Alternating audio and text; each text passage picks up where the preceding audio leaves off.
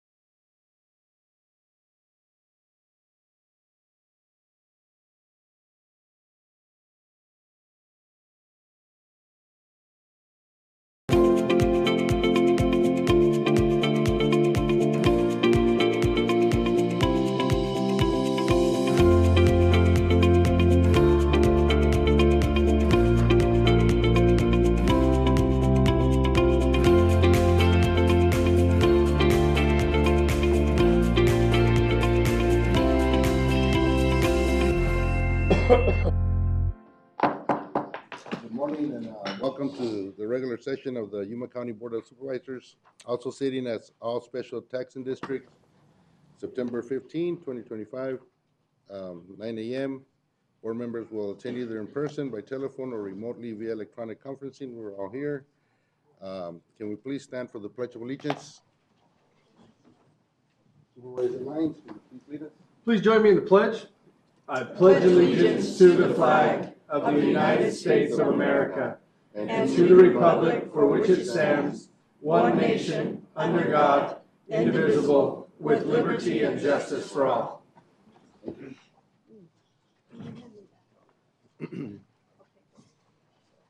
These.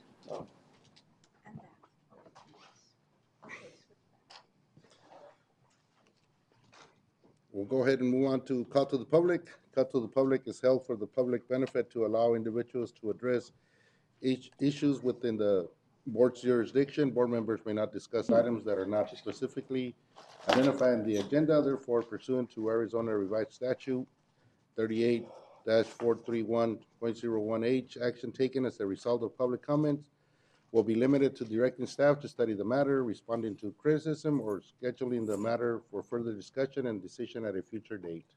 Public comments may be made in person or submitted by email at publiccomments@yumacountyaz.gov. The email forms of public comments will be accepted until 8 a.m. the morning of the meeting. All public comments will be read out loud during the Yuma County Board of Supervisors meeting that starts at 9 a.m. Do we have any emails? We do not. I do have some speaker forms, and two of them are for items on the agenda, and I do have another one, Greg Wilkerson. Yeah, Board of Supervisors, Greg Wilkinson, and I want to talk about ARS 16-1019, which covers campaign signs. This last election, as chair of the Republican Party, we lost $18,000 plus worth of signs, a couple hundred 4x4s and 4x8s. We were able to catch three people that were vandalizing our signs. One of those was in the county, Julie K. Miller. We call her the machete lady because she was out macheteing our signs, and she was tried and convicted. And I want to thank out of the Sheriff's Office Deputies Dreger and Munoz for that. I want to thank the county prosecutor for following through and going through, and she put us through a bunch of pain in the ass things where she agreed to a plea and then went back on it, so the trial was delayed a lot. I also want to thank JP1. She did a really good job. And then also Victim Services throughout this. Victim Services kept me informed all the way through, and I really think you have an outstanding Victim Services department. One of the things that, yeah, you get kudos. You don't get kudos all the time, I know. But anyway, she is on the run, and she has a bench warrant for her arrest. So apparently she was convicted of a felony in 2023, about a year before this. So I couldn't find out, but I would like to know if she has any felony charges were put in abeyance that could be revoked, because I know other jurisdictions will not, bring her back, send her back to Yuma if it's just a misdemeanor. So that's one thing. The second thing is I've run into a frustration, even though the other two cases are in the city. Basically caught them in the act. They admitted to doing it, and the city won't prosecute. So I would like to ask the county if they would pick up those two cases and prosecute them, because we have to be able to hold people accountable at the lowest level when they do things. What we've seen going on right now in Pima County is that Republican signs, and I know this is just not a Republican issue. I know Democrats are having some of the same issues, but in Pima County, they, I will say far left, I won't say Democrat, far left, have come up with bumper stickers that say, "Make assassination great again." And they are putting them on Republican signs in Pima County. And people have to be held accountable to stop this nonsense. As you know, school board members, they don't make any money.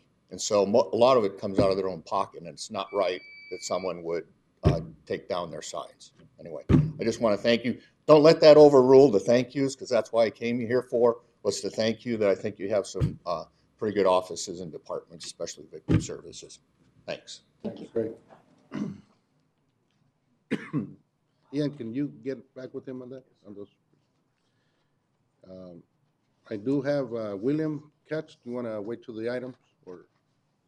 Yes, I'm appearing later in the agenda on two agenda items. Thanks. Anybody else from the public wishes to address the board? All right, I'll bring it back to the board and close the call to the public and move on to presentations, proclamations, and appointments. During this segment of the agenda, board members may discuss the presentations and proclamations and may announce appointments to the Yuma County Planning and Zoning Commission and the Yuma County Board of Adjustments. No legal action will be taken. Any appointments? No. Item number 1, Chairman proclaims September 25th, 2025 to be the day of remembrance for murder victims in Yuma County. Which we have. Good morning. Proclaiming the day of September 25th, 2025 as the day of remembrance for murder victims in Yuma County. Whereas the death of a murdered loved one is a difficult experience that robs immediate and extended family members and creates overwhelming challenges to fill the void that their absence creates. And whereas with friends and families of murder victims cope with grief through a variety of support services, including counseling, crisis intervention, professional referrals, and assistance in dealing with the criminal justice system. And whereas the County of Yuma joins with Yuma County Victims' Rights Committee, as well as victim services programs, criminal justice officials, and concerned citizens throughout the county to remember the anguish caused by homicide, to honor the courage of survivors, and to strive to help the survivors rebuild their lives. Now, therefore, the Yuma County Board of Supervisors proclaim the day of September 25th, 2025 as the Day of Remembrance for Murder Victims,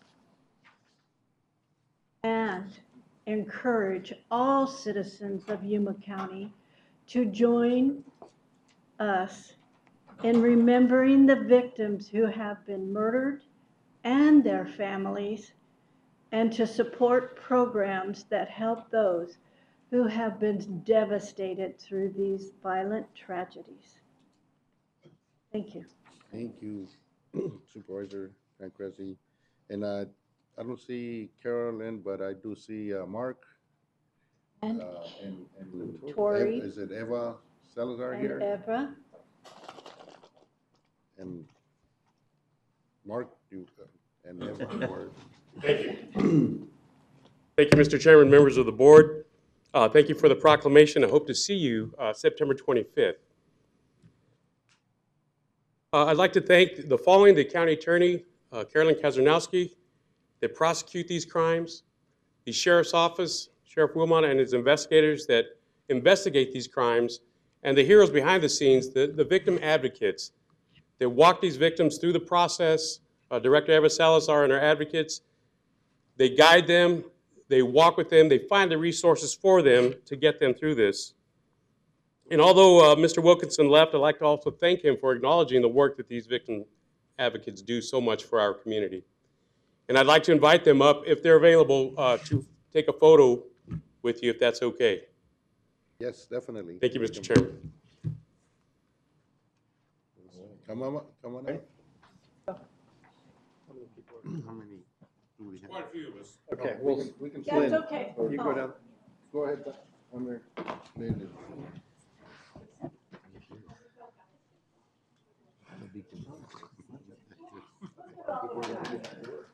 Yes, thank you guys. Thank you all for everything. Also like to acknowledge all the advocates from throughout Yuma County, MCAS, Amberley's Place, all those that I haven't mentioned, and also all the investigators throughout Yuma County that work these crimes. Are we all in there? You gotta touch each other, guys, or you'll look like you're 10 yards apart. And act like you like each other. There we go. Keep you two apart.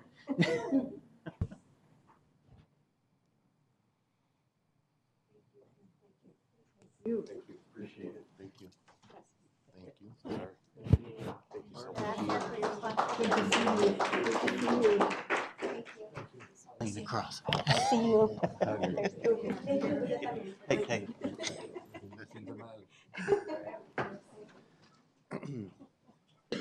Thank you.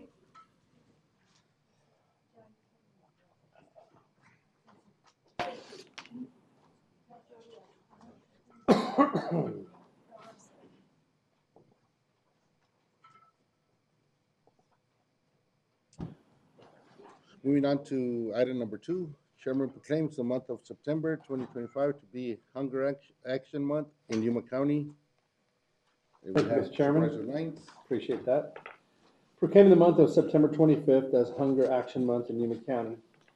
Hunger and poverty are issues of vital concern in Arizona. 1,067,120 people face hunger in Arizona, and 1 in every 4 children do not know where the next meal will come from. And more than 300,000 individuals in Yuma and La Paz rely upon food provided by the members of the Yuma Community Food Bank annually. And the members of the Yuma Community Food Bank distributed more than 6 million meals to 363,977 people in 2025 through its network of food pantries, soup kitchens, shelters, and other community organizations. And the month of September has been designated as Hunger Action Month in order to bring attention to food insecurity in our communities and to enlist the public to the fight to end hunger by taking action, including volunteer shifts, social media shares, and donations to ensure that nobody has to make an impossible choice between food and the other necessities like medicine, utilities, or childcare. And food banks across the country, including members of the Arizona Food Bank Network, United Food Bank, St. Mary's Food Bank, Community Food Bank, and Yuma Community Food Bank, will host numerous events throughout the month of September to bring awareness to help end hunger in the local community. Therefore, the Yuma County Board of Supervisors proclaim the month of September 2025 as Hunger Action Month and call this observance to the attention of all of our citizens. Mr. Chairman, we had the opportunity with my youth group last week, and we collected about 1,800 pounds through a food drive to deliver to Shara last week. Nice thing. How much is 1,800 pounds? The back of two F-250s, Okay, 8-foot beds. that's wonderful. Okay, thank you. And we have, Sarah, Good morning. good morning. It's nice to see all of you.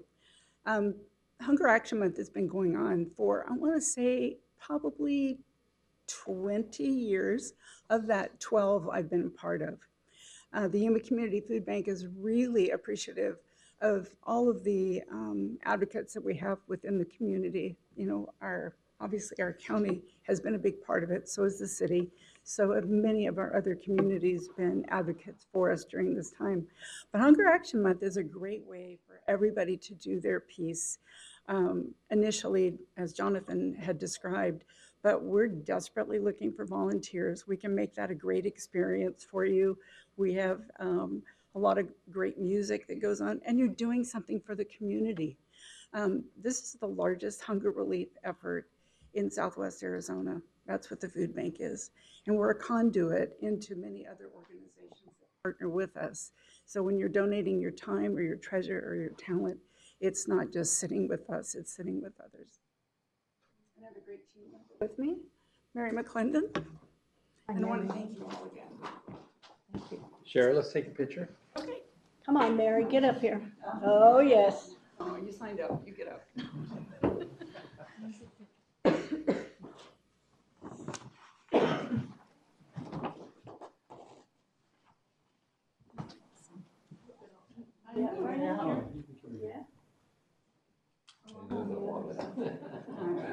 I'm always on the other.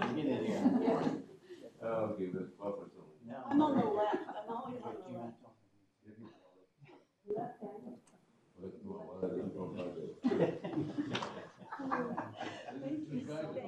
You just never know. I know, that's the pleasure of being in a nice. Yeah, I like that. Thank you.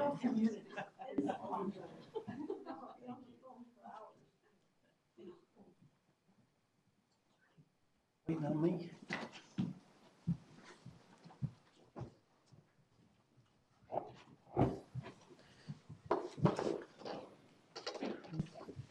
Moving on to item number 3, Chairman proclaims the month of September 2025 to be Falls Prevention Awareness Month in Yuma County. And we have Supervisor Simmons. That's mine. Proclaiming the month of September 2025 as Fall Prevention Awareness Month in Yuma County. Whereas falls affect people of all ages in Arizona, but they take the greatest personal and financial toll on adults 65 and older and place a significant weight on the healthcare system. And whereas it is estimated that 1 in 4 adults aged 65 and older will experience a fall each year. And whereas Yuma County ranks 12th in Arizona for age-adjusted unintentional fall-related hospitalizations, and whereas falls are the leading cause of injury-related deaths among Arizonan residents ages 65 and above, and whereas falling is not an inevitable result of aging, and whereas older Arizonans at risk of falling benefit from prevention programs that provide practical strategies to improve mobility, stability, and reduce fall risk. Therefore, the Yuma County Board of Supervisors proclaims the month of September 2025 to be Falls Prevention Awareness Month in Yuma County, and urge all older adults, family members, and caregivers, healthcare providers, regional medical centers, fire departments, and first responders, law enforcement, and community partners to join the Western Arizona Council of Government, area agencies on aging, and routinely assess older adults, including our veterans and those with disabilities, for fall risks and strategies to improve mobility, stability, to reduce fall risks. Thank you, Mr. Simmons. Tongue-tied there on that one. We have Carolyn Brown. Good morning. Good morning, Mr. Chair and Supervisors. Thank you so much. I'm in awe of the support that our county provides as I sat here listening to community partners and friends of mine, where we collectively serve together on many issues. And although falls may not seem very important when you talk about it out in public. I want to tell you that falls can be one of the most devastating ways to lose a loved one. I ultimately lost my mom because of a fall, and she had survived a terminal illness for 30 some years, but it was a fall that took her life.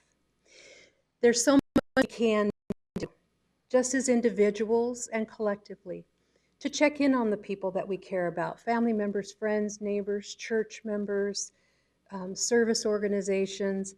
It is at all ages that falls happen, we know that. But when it's an older adult, it can become extremely life-threatening. So I just want to remind everyone that there are resources out there. First and foremost, a lot of the education that we provide and advocacy we provide is to encourage older adults to speak up and tell the truth. If they've had a fall, tell family members. We have pieces of information that we can give folks on how to have that conversation with family members, with friends, with your doctor. Please tell your doctor the truth. Our older adults are so afraid of admitting that they're falling because they think they're going to lose their independence and somehow be removed from their home. That is false. It's not possible to do that. They can keep their independence and receive help to strengthen, to improve balance, and to stay living independently in their own homes for as long as possible. And so that's the message today. If you're looking for education and resources, we have them at Waccog Area Agency on Aging. We provide education in the community on a regular basis. We are co-hosting an event this Thursday at Emerald Springs, and falls can be stopped. Thank you so much. Thank you. I didn't stop this fall.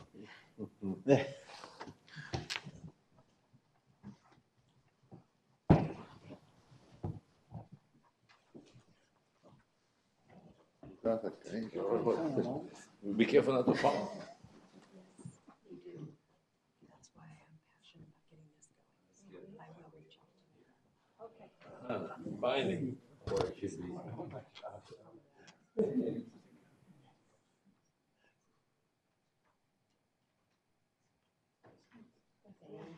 I don't think they're filming that camera. I did that in August. All right, and I'll reach out. Oh, if you fall back, I won't. Will-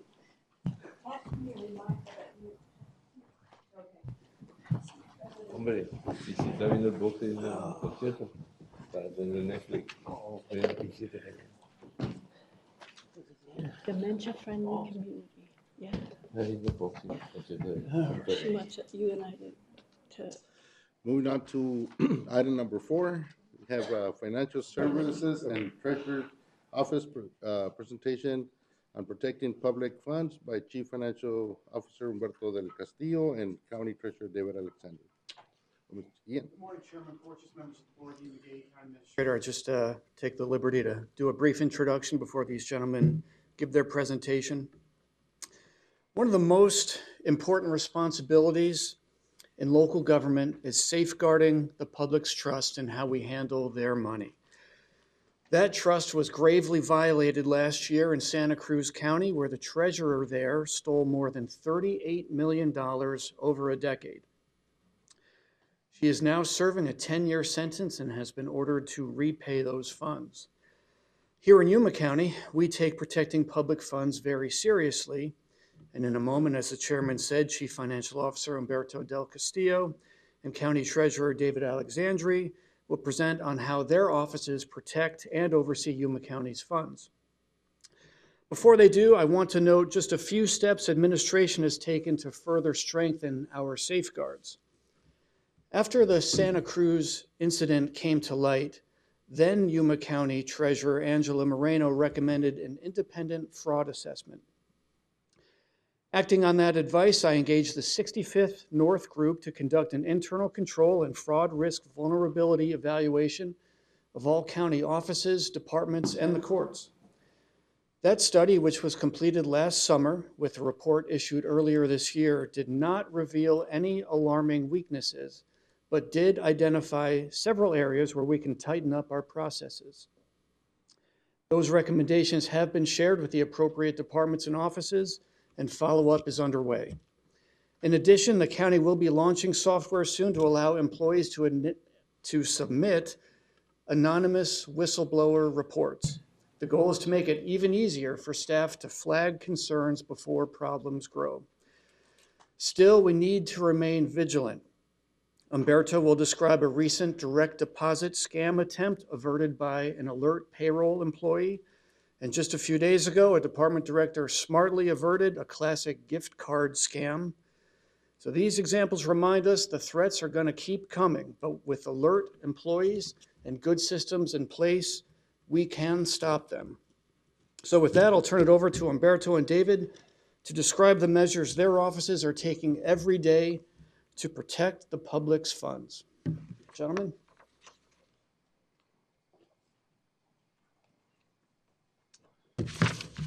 Good morning, Humberto and David. You know, and I want to thank you for being here this morning. Ever since what happened in Santa Cruz, we've been getting, well, at least myself, I know I've been getting a lot of questions on what are the Yuma County does to prevent those kind of frauds. You know, one of the things that I always thought or asked some of the supervisors in Santa Cruz County was, there's audits every year, but even they missed it. So it's something that's really concerning that I hope we don't see it. I'm pretty sure we won't, but we got to be on top of it. So go ahead. Thank you. Thank you, Mr. Chairman, members of the board. Good morning. Humberto El Castillo, Chief Financial Officer. Joining me today is David Alexandri, Yuma County Treasurer, and we will be sharing a presentation titled Protecting Public Funds. So, a brief background and introduction regarding legislation implications and catalyst events. HB 2368 came into effect September last year, September 2024. This is the first fiscal year we're going to implement it, and Auditor General has made the comment that even though it's the first year and it's going into effect, they might still need our assistance. What does HB 2368 do? What does it mean? It grants the State Auditor General the authorization to directly access the county's bank accounts, directly access the county's bank information, where in the past, the Auditor General in the audit season would ask the county for the bank records, and we would provide it. Now with this new HB 2368, they can directly access the bank information, eliminating a step and increasing fiscal transparency. What caused, or what was the catalyst? It was the fraud scandal. The fraud scandal involving the Santa Cruz County Treasurer that went over multiple years. And the goal of HB 2368, the goal of the state, the goal of the Auditor General, the goal of the county is to reduce fraud and to emphasize fraud prevention. How are we reaching this goal, or how is the state emphasizing the role of the Auditor General? It's with monitoring and constant oversight. County Administrator mentioned a scam, a recent scam, and I'm going to briefly describe the steps and what actually happened and how our payroll division noticed and detected this was a fraud. So the criminals, the scammers, tried to impersonate the county administrator. They sent an email, I believe it was a fax, and it came in through as an email, instructing our payroll division to deposit that biweekly payroll, that direct deposit, to a fake account. So it was something like an email that said, hey, payroll division, here's a copy of my new bank account, a copy of a check. The check even said the employee's name, the county administrators. It had a fake signature and a fake bank account with a direct instruction advising our staff to deposit that payroll, that biweekly payroll, into that account. Yes, so quickly, and I want to take a moment to recognize and give kudos to Carmen Anderson. She turned on her radar. Something was out of the ordinary. She said, well, this looks suspicious.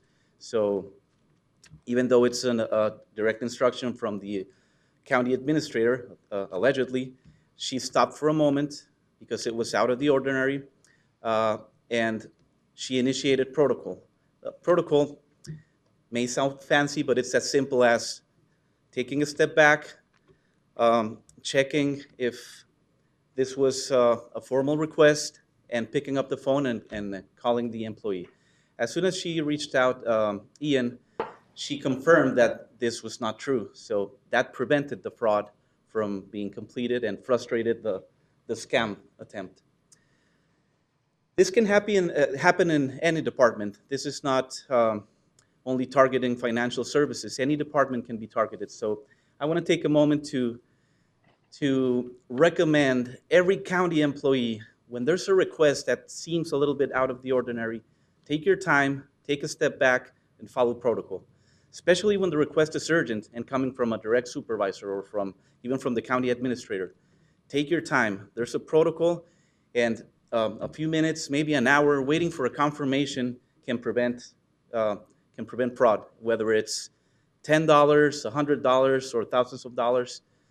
You need to take that time and follow the protocol. So thanks again to Carmen Anderson, and I'm sure every employee in the county is doing their job and following protocol. And we need to adopt this culture of fraud prevention culture and be always aware that we are a target of criminals and scammers out there.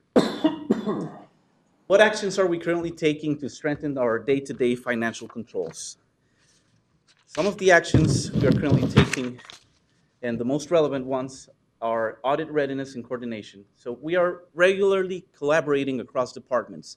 We're working with our external auditors. This ensures compliance with Auditor General single audit requirements, federal grant reporting, and the Arizona statutes. Because we not only respond to the Auditor General in terms of the single audit, we also spend federal funds. And that is very important, and it's very important to be accountable for each dollar and each cent of federal money, state money, and local money that we spend.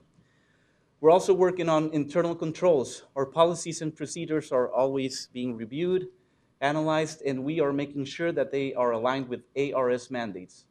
This includes timely reconciliation, reporting, safeguarding of public funds. Our single audit and federal compliance.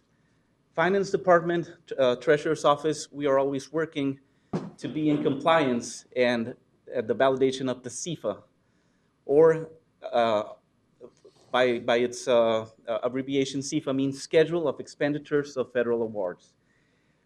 This is to meet the auditor's requirements and testing standards. So as I previously mentioned, every federal dollar we spend, it's being audited, and it's aligned to certain federal and auditing standards. It's very important to us to emphasize transparency in financial reporting. So each finding, each corrective action, each GASB disclosure are validated and incorporated into our ACFR, which is reviewed by the Auditor General and then published in their website and also in the county's website. The goal is public transparency.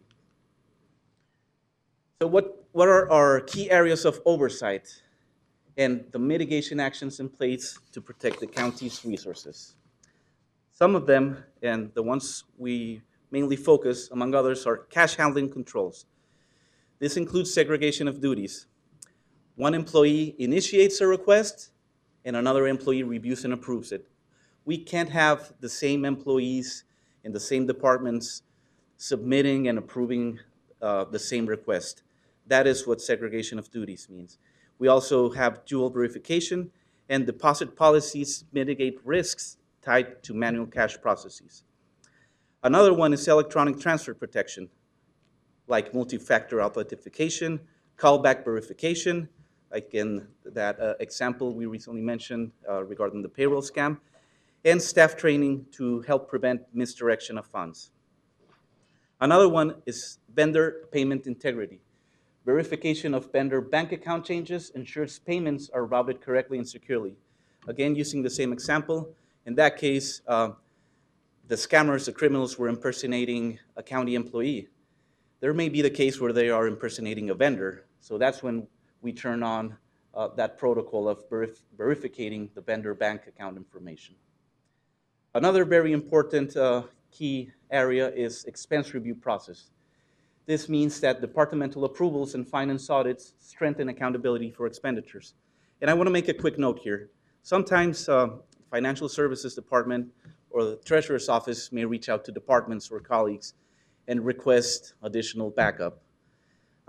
We may sound tedious, it may sound like it's extra work, but believe me, we're not trying to put extra work on anyone. If we call, send an email, request maybe a memo, maybe an additional authorization, or maybe a thing as simple as, hey, code an invoice and please approve with your signature. I just want to mention that you are helping us. There is a reason behind our ask. There is a reason behind we reach out and ask you for an invoice, for a memo, for an approval. There's a protocol behind it, and we are bulletproofing our processes. We are getting ready for an audit. We're thinking that they're going to audit everything. We're not just doing random or choosing, okay, I'm going to ask this department for additional backup. We treat each department the same way, and that is the reason behind why we reach out to you sometimes and ask for additional backup. So I do want to thank you for your patience, all the departments, the colleagues, because you are very diligent and you help us by providing what we request. Last bullet point on this slide, cross-departmental oversight. Regular treasurer finance coordination and layered review reduce the risk of collusion and reinforce transparency. What does this mean? It means Treasurer's Office and Financial Department services are in constant collaboration. We receive reports every month from the Treasurer's Office. We receive the Treasurer's report, the distribution report, interest allocation report, and in addition to receiving a report every month, which Financial Services Department staff reviews and reconciles, we receive an annual report called GASB 40. GASB 40 includes all the deposits, all the investments of the county. This report is prepared by the treasurer, and it discloses risks, unrealized gain, and unrealized loss on every investment. The finance department then reviews the report, prepares this report, and incorporates it into the ACFR. Not before the Auditor General reviews it. After a review, they do an extensive review of all the investments, risks of our investments, deposits, and then we get the green light to incorporate it into our ACFR, our Annual Comprehensive Financial Report, which is published in our website and in the Auditor's General website too. With that, Chairman, members of the board, concludes my participation in this presentation, and Yuma County Treasurer will continue with the rest of the presentation. Thank you. Thank you. President, before you step down.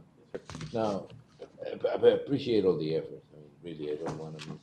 But we have like it wasn't a finding, but I think it was something, direction to work with IT, which in this particular case, I think it's the only thing that needs to be emphasized here is that IT, what you start hacking everything that happens on the internet world, which is what's happening right now more than anything else, requires that we be extra vigilant when we do passwords, when we do all those things that are normal, everyday things in life, multiple verifications, those type of things. Are we making progress on that? Because The CFO can address that. He's been heading up meetings to personally see that that's addressed. Yes, thank you, Supervisor Reyes. Yes, this finding, actually it's a recurring finding, and I mentioned it's a recurring finding because it's also a finding that not only Yuma County has, it's a finding that's other counties have been having because of the times we're living in. We are vulnerable to internal controls, to IT issues, IT threats, and we are constantly working to remove that finding. We established a working group as soon as the audit season was over. I sat down with the Auditor General's external auditors and tried to understand how to resolve this finding, and that's where he gave the additional information that it's a challenge statewide and that all of the counties are working together to find a way to invest funds, to work together across departments. So What the county did is we established a working group that includes county admin, includes risk management, includes the ITS director, includes the finance department. We are meeting monthly and tracking our progress. We established standard operating procedures that had to do, and we're targeting specific items regarding the finding. These specific items are the lack of internal processes within our own ERP system, Oracle and other systems. How are we granting access? Who has access? What do they need to request access? Do we do audits of the people that have the access to the financial reports? So we worked on a protocol, on a process, and as of today, we have performed one internal audit, which resulted in elimination of licenses. We are also planning on testing the emergency plan that will maintain and continue county operations that had to do with the same finding. I know we had a situation very recently, and that's going to help us share with the Auditor General what were the actions that we took so we could continue operations, even though it was for a day and it was an event that was not considered a serious emergency, but it's something that we can share and that is going to share our progress. But in regards to the specific audit, we have worked with standard operating procedures. We performed the audit, and we are going to have some good results and some good progress for the Auditor General when they show up here to the county to do their new audit in the first week of November. So yes, Supervisor Reyes, we are working closely, and we do have progress in that matter. I want to thank you for that. I just want to make sure that you'll understand that anything in the internet, the weakest thing is just anybody that can access the system. Hacking only happens when someone is not watching, is not vigilant. And this multi-access requirement is a pretty good step. It's a step in the right direction. Our passwords are really difficult to remember. They're very, very long. So, the only thing that makes me sort of wonder a little bit is, okay, the time it takes. Once I start remembering what the password is, it will have to change it.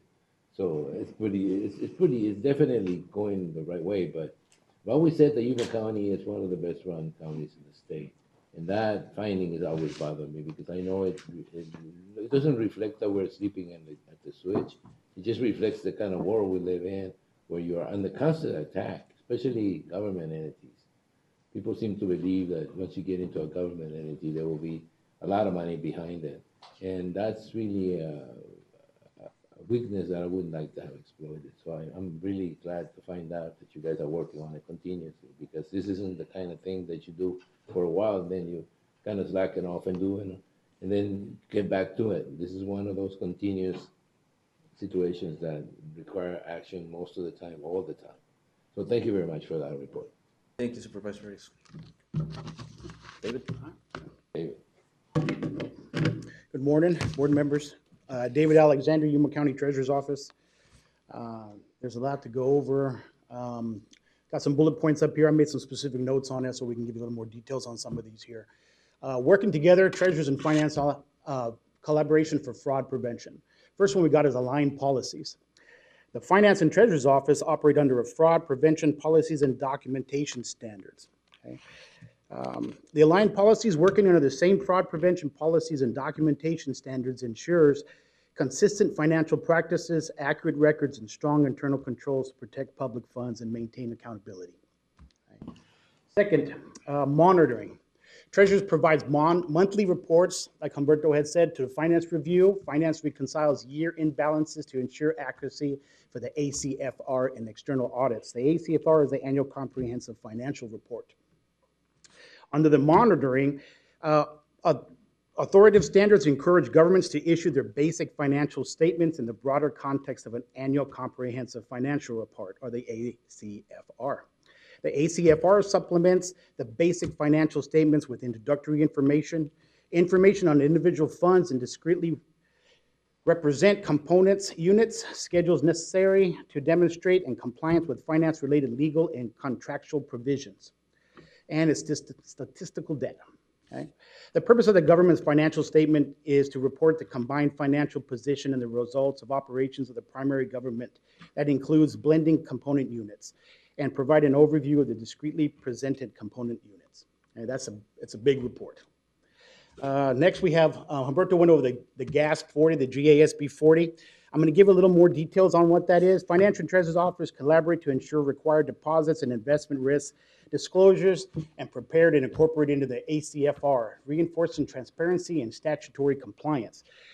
What the GAS statement number 40 entitles Deposit and Investment Risk Disclosures requires public entities to disclose various investment risks to include, that's including the credit risk, the risk of loss due to a borrower's failure to repay a loan or meet contractual obligations, custodial credit risk, the risk of loss attributed to the magnitude of investments in a single user, concentration of credit risk, the risk of loss attributed to the magnitude of investment in a single user, interest rate risk, the risk that changes in interest rates would adversely affect the value of investments.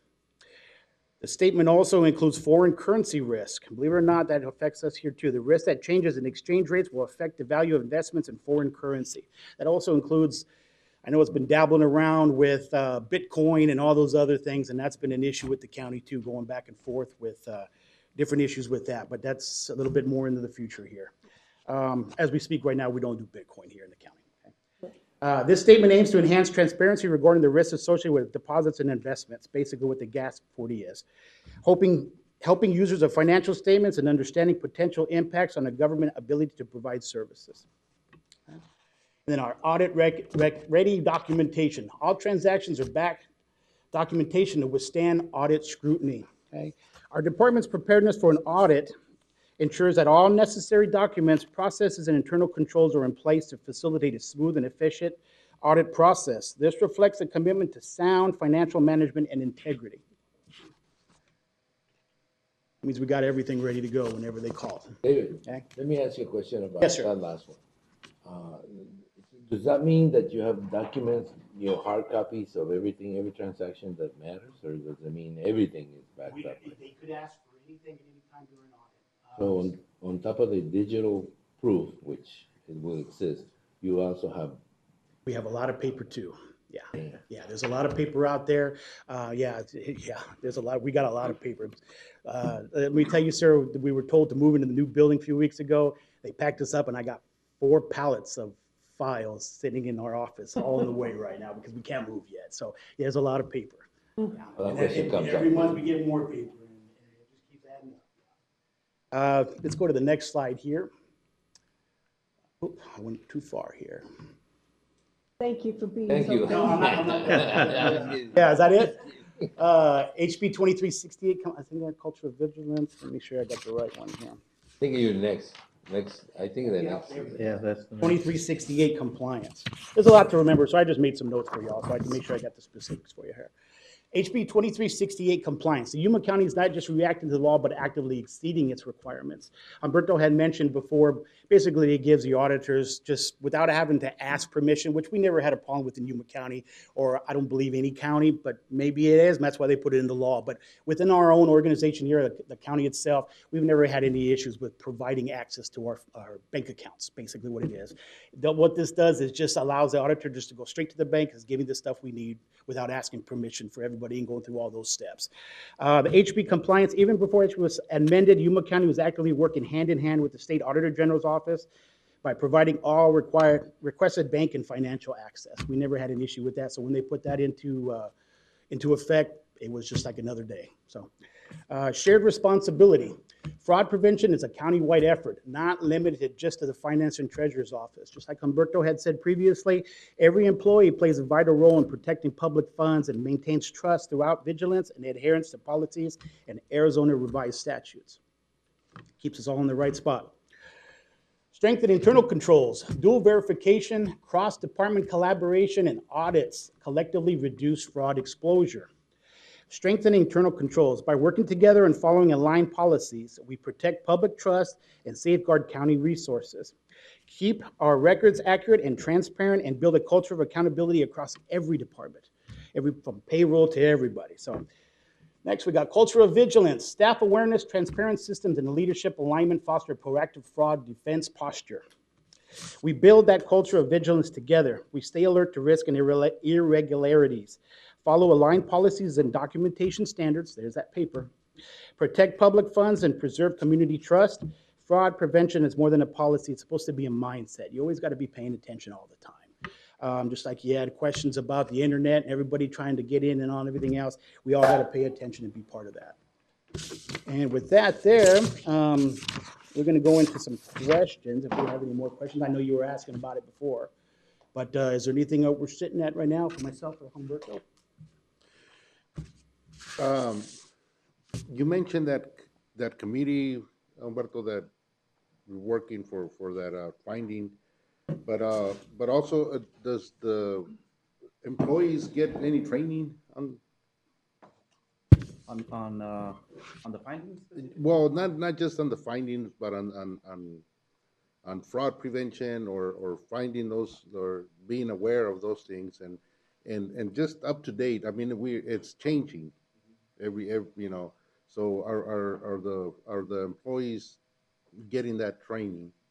Oh, yes, that's for both you know, departments, because I know the ACO provides a lot of trainings, and what kind of trainings are the employees also getting? Yeah, and that's part of our corrective action plan. We're working together with ITS to establish a training schedule.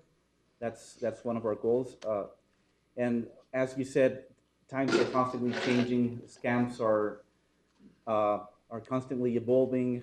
Criminals are getting smarter. So that is part of our goal, to establish a schedule on updated trainings.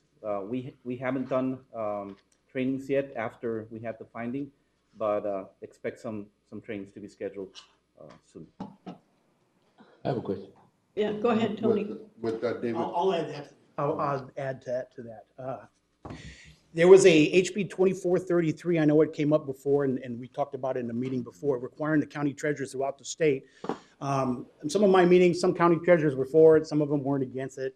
Whatever their reason was for, I was open to it. I was already way ahead of it. It didn't go through. What it basically stated was they required 10 additional hours for the treasurer and the deputy treasurer to take additional training. No matter what it is, it had to be related to the field itself. Even though that didn't pass, myself, my department, we're all continuously taking training. We just went through Flagstaff for a tax service, and then we did a fraud prevention with the Maricopa County along with the assessor. So the county treasurer and the county assessor, we do a lot of hand in hand with that also, because we do work hand in hand a lot. So there's a lot of fraud prevention on our end when it comes to title fraud and different things like that. So there was a lot of internal department trainings for county-wide employees. I haven't seen anything, but it's in the works. It is something that just continuously evolves, just like you said. They get smarter and they get smarter and they get smarter. But as it speaks right now, both departments with the treasurer and the assessor, we are doing a lot of training when it comes to fraud prevention, as it speaks, when it comes to taxes or titles or different things like that. So, and I know there's different versions of fraud when it comes to payroll or different things like that. So hopefully that answers a little bit more of your question. Countywide for employees, I would love to see that. That way everyone can see a little bit more, because even though we don't directly work with every department and all their ins and outs, there's a lot of things that come up that will affect other departments within the county. Writing a check because someone wanted to send a check somewhere and someone did some fraud. So it involves everybody. So for staff to see that and to recognize those things, and as simple as just picking up a phone and just confirming, calling anybody on the other end of the phone. It's simple as that will make a big difference. Mr. Chairman, and my comment was in reference to new trainings. We do have trainings in place, our end of year trainings, but that's with our current policies. And the comment is to update the policies, and actually it's part of the finding to train and update our current internal control policies and ITS policies. So just to add to your question. I have a concern. I mean, the Auditor General, allowing him to tap into the county's accounts, bank accounts, that doesn't make me feel any better. I mean, who's watching the Auditor General kind of thing? But I mean, in a closed internet loop, having someone access your account without you knowing, without you actually authorizing this, it's a concern to me. With all the artificial intelligence that's out there, anybody could pose as the Auditor General and access your account. How do you protect against something like that? Whenever somebody says, well, this is transparent and but getting access to your bank account for transparency's sake, it seems to me like it's the opposite. It seems to me like it opens up a new avenue that you can come in through their system, especially in a sensitive area like the bank account. So how is that working out? That's a very good question. And first of all, to address your question, Supervisor Reyes, the access is read-only access. And second, our banking institution who we work with has very secure protocols. So just to access a bank account, there's a process that needs to follow where there has to be a request and then the dual verification. It needs the treasurer's approval, then it needs like a different approval besides the treasurer. And finally, once all the documentation is approved, you also get a phone call at the end and they ask to speak to the final approver. In this case, it would be the treasurer, and they ask him, it's funny because it's like a test. They ask you, who did you approve? Yeah. When did you approve it? What day did you approve it? And for what was the access granted? So once all those check marks are met, then they grant the access, and it will only be for the view access only. As an end user, you don't just access with a password like we would access to our county accounts. There's also a dynamic code. You need to download an app in your phone, and they use all that security measures.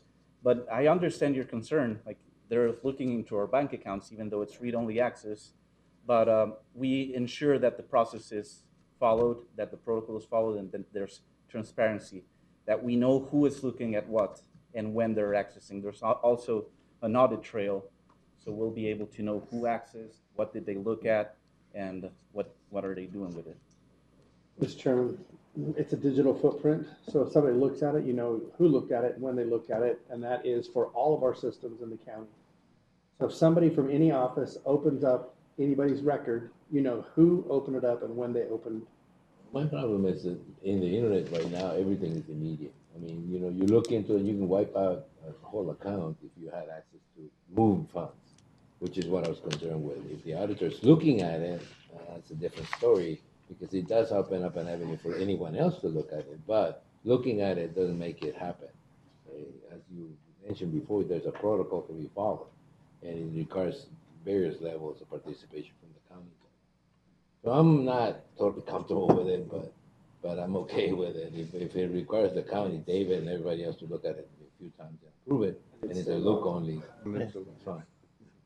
I think you feel the same with probably half the county treasurers within the state. They're kind of uncomfortable with it. They had access no matter what. This just eliminates that, may I. Now the law says you will be allowed permission, and I gotta prove it, and I gotta know who it is, and it just moves forward from that point on. They've always had access, sir. It's just now that they say, I want access now, and there it is. They don't have to ask. They don't have to ask. Exactly. And I believe what happened, your Santa Cruz for that, believe 99% of that came from that. Yeah. Here's my bank statement, auditor. Here you go. And the auditor was like, okay, okay, great. $38.9 million later, oops. That's what it is. They want to be able to verify it because it was the same documents handed over all the time. Nobody really looked into it, whatever. Yeah, so that's what it is. They want to be able to, whatever I hand them, they want to be able to go into the account and see that these match, see what he has, and it matches. And basically what this does is just makes it quicker, expedites it, so they just go get it. And it's a view only. It really is. And then there is some steps with it, and our banking system is, believe me, if I need something, they put me through the ringer just to get something I need to. So it's a good system that's set up. And I understand your concern. Lynn? I'd like to go back to the fraud part. AI, are we looking into how to use it and how to prevent it from being used on us to promote fraud? or to? Me Yeah, personally, prevent. I'm approached every day by every salesman and everybody trying to sell us different programs and AI and changing our banking system. Every single day, it's just sales, sales, sales. They just want to get our business. Where we're at right now, we got a great team from our banking to our investments to everything so we're good. But I participate in a lot of these, Webinars? I guess sales pitch is what they do. Oh, And these yeah. companies have show you what they can do, what their AI programming and all these things that it's the future. It's where it's going. Where we sit right now, I'm not considering looking to AI or any of those things right now. We're not a big, huge county where we need computer brains to do our work for us. You know, we got great staff that takes care of all those things, but it's out there a lot. It's really heavy, and there's a lot of companies out there that are pushing it. And I mean, you just turn on the TV, you see AI this, AI that. So when is it going to hit us? I don't know. Am I considering it? I keep it on the back burner to keep informed and see how it works. But as it sits right now, we don't need it. But you know, that's today, and tomorrow's another day. So hopefully that answers some of your questions on that. Yeah, no, I mean, you know, that was just the concerns that I know, questions that we've been getting, and as to what better way to, you know, let the public know and be transparent. Well, have them, you know, on the agenda item and let everybody else hear from both of you. Well, One, Mr. Chair, I just have one more question. I know I do. both of you mentioned investments. I know the treasurer before used to do their own, or she would do it. Yeah. So is it still the same way, or? No. You have to be a certain certification for that. And the previous treasurer, she had a certification in order to do investments that way. When the county does investments, it is a real limited. We can't go out and buy Apple or invest in Walmart, which would be great because that's money makers. But you have to have a real secure investment. It's a lower interest rate, but previously the county's always had an investment firm that did the investments for the county. Probably 99% of it was done that way. I know the previous treasurer, she did some of that herself, but since I took over, we got a great investment company, and I just let them go ahead and run that part of it. And we move money around. I approve money here and there when I see a better interest rate, bringing in more money if we just move some of our investments over. But that's the extent of my involvement directly with deciding where they go, wherever it's going to make the county more money on an interest on the investment. That's what I decide on. Other than I'm going to buy this, or I'm going to get into that, or we're going to invest that. We have an actual person a company has done that for years for the county. So we're continuing with that. Personally, I don't do any investments. And there's a fee for that? There's always a fee. Yeah. There's always a fee. They don't do it for free. Has it been going up, or? No, it hasn't changed. What it is of course, there's one individual, and he lives, breathes, eats investments, and this is his life. And I've met him a bunch of times, and he's into this, and he works for a major company. Of course, the more money they make for the county, the more interest, the more money they bring in for investments, the more money that company makes. So it behooves them to do it right. And plus, there's audit controls, and we got reports and investments and everything else that go back and forth to see all those things. So. All right. Any other questions? Well, once again, thank you. Thank you, David and Humberto. Thank you. Thank you.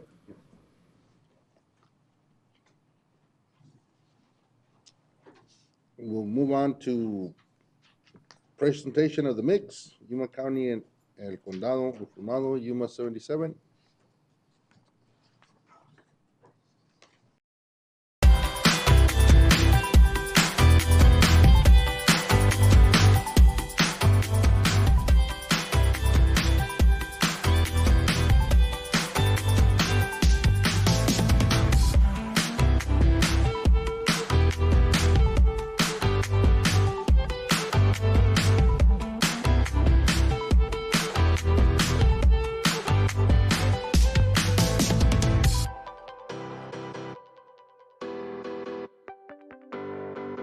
Welcome to The Mix.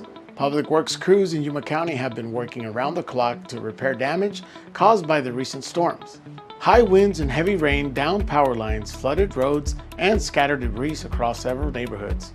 Cleanup efforts began early Friday and remain ongoing with crews, prioritizing major roads and safety hazards. We get washouts here and there, you know, and a lot of down signs and trees, but of course the major issues are the river crossings and the flood controls. So yeah, anytime those washes run into the river, that river just, I mean, it just roars and it just washes out the crossings. Authorities urge residents to use caution and report issues. With Election Day set for September 23rd, Yuma County elections officials want voters to know what to expect at vote centers. Yuma County's election directors say voters should come prepared. We have 6 voting locations. They open from 6 a.m. to 7 p.m. Voters need to bring their identification to the voting centers in order to obtain a ballot. After checking in, voters can choose to use an electronic ballot marking device or fill out a paper ballot. Once completed, ballots are inserted into a tabulator before exiting the vote center.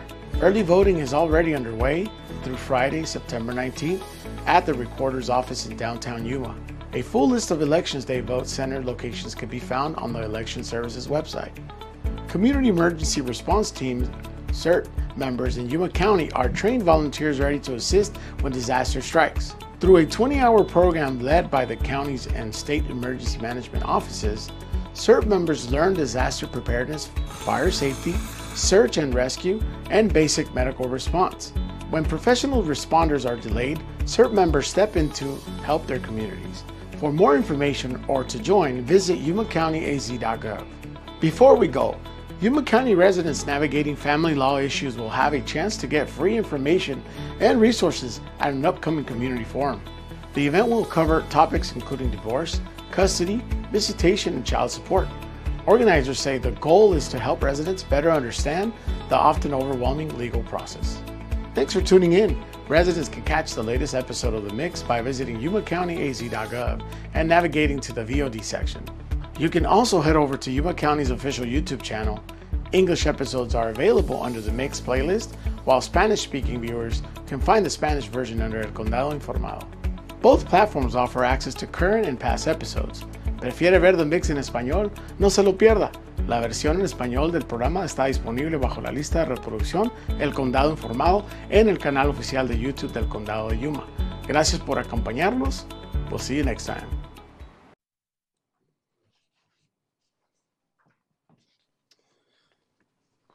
Moving on to consent calendar, the following items listed under the consent agenda will be considered as a group and acted upon by one motion with no separate discussion unless the board member so requests. In that event, the item will be removed from the consent calendar for separate discussion and action. And we have items 1 through 14. 14. Mr. Chairman, I'll make a motion we approve item 1 through 14 with the exception of 13. 4. And 4. Okay. I second the motion. There's a motion and a second to approve consent calendar. Items 1 through 14 with the exception of 4 and 13. All those in favor say aye. Aye. Aye. Any opposed? Motion carries. 4. Item number 4, adopt resolution number 2525, authorizing Yuma County Election Service Director to use emergency voting centers for the September 23, 2025 special general election. My question is, what is it considered to be emergency voting for the elections director?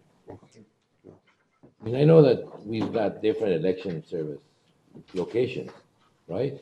And people can vote there, or is it just in those 2 locations that people can vote? So in those, member of the board, those 2 locations, we have Somerton and... In the county public works. Yes, in the Yuma County Public Works, in the event that we need to open a emergency site. So if one of our sites already pre-approved, the 6 sites that we have right now, if one of those Falls through, then we can go ahead and open one of these 2 locations. Okay, this is for the special election of the September 23rd. September 23rd. Now, why? I mean, I know that the public works building is in my district or way out there in the middle of nowhere. Now, Somerton, where are the majority of voters from? I mean, this is like the district that Grijalva used to have. So where's the majority of the voters are in that district? They're out in the South County, but also in town. However, since we are vote center based, we do want to have that opening in case anyone is either at work, at school, or any of the other Is there a locations. limitation on the number of voting centers that you can open up? Emergency voting centers? Yes, so not every location is open. So we wanted to try the Board of Supervisors, but they already have training. We wanted to get the Development Services Chambers meeting room, and that was also booked. So we were limited on the locations. I'm trying to get to where San Luis voters can go. I mean, I know Somerton is. Well, Somerton, San Luis has two vote centers. It has the Cesar Chavez location and the San Luis Library location. I'm talking about emergency voting centers. I mean, I know that they have locations to vote the day of the election or, early here in Yuma County, but I'm talking about is there a limitation in the number of emergency voting centers that you have? I mean, you seem to have located two. You mentioned the other two and you said they were busy, but was the hospital busy out there? Was the library? Well, the hospital district, we didn't want to use that because the connectivity and how small it is compared to the Cesar and the San Luis Library. So you prefer to put some emergency voting districts in the middle of nowhere, which is where the Public Works Department is? Well, in South County, it would be the Somerton Library. The Somerton Community Center is one location, so if both of our vote centers at the San Luis locations, then they still have Somerton. Somerton would open that second location. So it's still close by. In the event, yes. Is there a limit to how many centers you can open? No. No? So you could actually open the city of San Luis or the library in San Luis as an emergency voting center in case something happened? Yes, but the San Luis Library is already a location. I can't. You can't replace it. That's You not. can't make it an That's emergency. already a location, already. Maybe that's a better question. So to have a location, emergency location, it has to be different from the location that you Or it voted? has to be ADA compliant. So we need to make sure that we go out and make the ADA compliance and make sure that it's suitable for our voters. So, for example, the city of San Luis, or the fire department in the city of San Luis, or the library you said is already a voting center. So the city of San Luis has a voting center at the library and another voting center at Cesar Chavez and another voting center at the, We have two locations, yes. so there's no problem with naming another location if you could, but this is kind of late. I'm not saying it's kind of late. This is like 10 days before the election, so we're getting pretty close. I just wanted to know the reason why you chose those two sites. They were just convenient? Those two sites are already selected a long time ago. We Well, selected those a long time ago, I'll tell Tony. you, my district used to cover Somerton, Yuma, the lower part of Yuma, both Cocopa tribes, and it doesn't. So I'm just saying, look, there's a lot of voters in San Luis, Arizona that would like to have an emergency voting center. That doesn't mean it's Somerton. Somerton is okay, I mean, I don't have no problem with that, but what I'm saying is, why didn't you just pick a site in San Luis? But if a building is not suitable. No. Let me see. Tony, we've already got two sites in San Luis. We have the convention, we have Cesar Chavez, and we have the library. Now, if, let's say, the library has their, the electricity goes out in the library, and we can't use the library as an early voting center, then we go to the county, to the fire department, the city hall, correct? That's the emergency one, correct? Am I So we getting it have straight? the Public Works, and then we have the Somerton Library. Those are regular voting sites, right? No, so the regular voting sites at South County is the city of San Luis, Cesar Chavez, and then we have the Somerton Community Facility. Senior communities, Yes. that's fine. Oh, okay. I So see. you only chose two emergency You're centers. right, Tony. I Sorry. mean, if anything happens to any of the voting sites in San Luis, they have to go to Somerton, is that correct? Mhm. Why? If you could choose any emergency site. Has to be ADA compliant. Yeah. Yeah, but there's 4 or 5 buildings in San Luis that are ADA compliant. My question is, why do people in San Luis, who happen to be thousands of people, thousands of voters, if one of their locations breaks down, have to go to Somerton? When you can easily picking up one of the sites in San Luis that is ADA compliant, either the fire department, the police department, the city hall, or the library, or, well, the library is already one, but this one is next to the library in Somerton. I know in the it is. past, we used to use the city of San Luis City hall. City Hall. but we had to move out of there because again, it's small, it's a tiny. But this is again, an emergency boarding center. Exactly. It's not supposed to be like huge, but if something happens in San Luis, it's the same way. If something happens in San Luis, why would people go to Somerton? They'd have to. If it's in the district. It's all in the district. In the event if something happens, it's just preparing in the Well, case of that happens. this is too late to do anything about it unless we could name another site and then it would be approved. So it's not really a matter right now. We approve these 2 emergency centers and they'll be there. They'll be there in case one or the other breaks down. But next time I'm gonna be looking at why don't you just recognize the fact that there's 45,000 people in that district, of which maybe a few thousand vote, maybe a few thousand vote, especially election probably be 100 people voting. But if you have something break down in San Luis, it's pretty difficult to send people to Somerton. Hell, it's tough enough to get them to vote.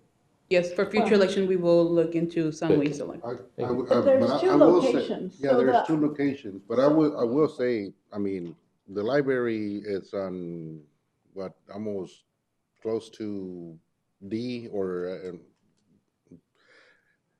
separation wide in San Luis from the cultural center. If both buildings, if the power goes out throughout the whole city, it doesn't care how many emergency buildings you have, because they ain't gonna happen, nothing. Oh. So they gotta go somewhere. They I may- think that's the, Oh, I see. Also, if something happens in Somerton, where do they go? to San Luis. Well, how? There's no emergency centers in San No, Luis. it doesn't matter, you don't have to go to, you Well, can go anywhere. I mean, look, I don't have a problem with it as it is. I just want you to, in the future, think about locating an emergency voting center in the South County area. I know Somerton's in the middle of the county, South County, so it's easier for you to think that way. But San Luis, East San Luis is probably bigger than Somerton now. Yeah. And West San Luis is bigger than Somerton now. Yeah. And I understand that the Somerton, the chairman, and I understand that Ian may be from Somerton, but that doesn't make it the center of the country. So when the election happens, just think about it. Next time, think about an emergency location in San Luis. Because the fact is, San Luis is looped in. It's got 2 ways for power to get to it. I know because I knocked the power once out of the whole city, a long, long time ago. So it's now looped. It comes in from the east and it comes in from the west. So it's just a little reminder. Okay? So I'll make a motion, we approve the items that listed. I'll second that. There's a motion and a second to approve item before us presented. All those in favor say aye. Aye. Any opposed? Motion carries. Item number 13. Look forward to seeing Kathy and hearing from her. Tell us more about this grant. Good morning, Chairman morning. Porges, members of the board, administration. Thank you for allowing me to speak briefly about this item that's on the agenda today. It's a $30,000 grant that we have been fortunate to receive from the Administrative Office of the Courts under the Access to Justice, Goal 1 of the strategic agenda of the Supreme Court. And that is a project that I created along with the Language Access Program that's at the state level, and we're going to work on it collectively to do hopefully 2 goals. And one is to create an Arizona Interpreter Outreach on Demand program. So it'll be like outreach in a box where it can be applied in any county that would like to utilize that program. And it is with the goal of cultivating relationships with the schools in Yuma County, both the high school, secondary, and post-secondary schools, to open the door for outreach opportunities and put that on a regular schedule so that we can try to promote the profession of court interpretation within Yuma County, because there are many people here who have the foundations to become an interpreter, but simply don't know what the path is to do that. So that is one prong of the monies that will be expended for that grant. And the second one is it's aspirational at this point, but we have hopes that the Executive Office of the Administrative Office of the Courts will accept it and approve it. And it is the Arizona Interpreter Apprentice Program, which is a parallel to the Arizona Attorney Apprentice Program.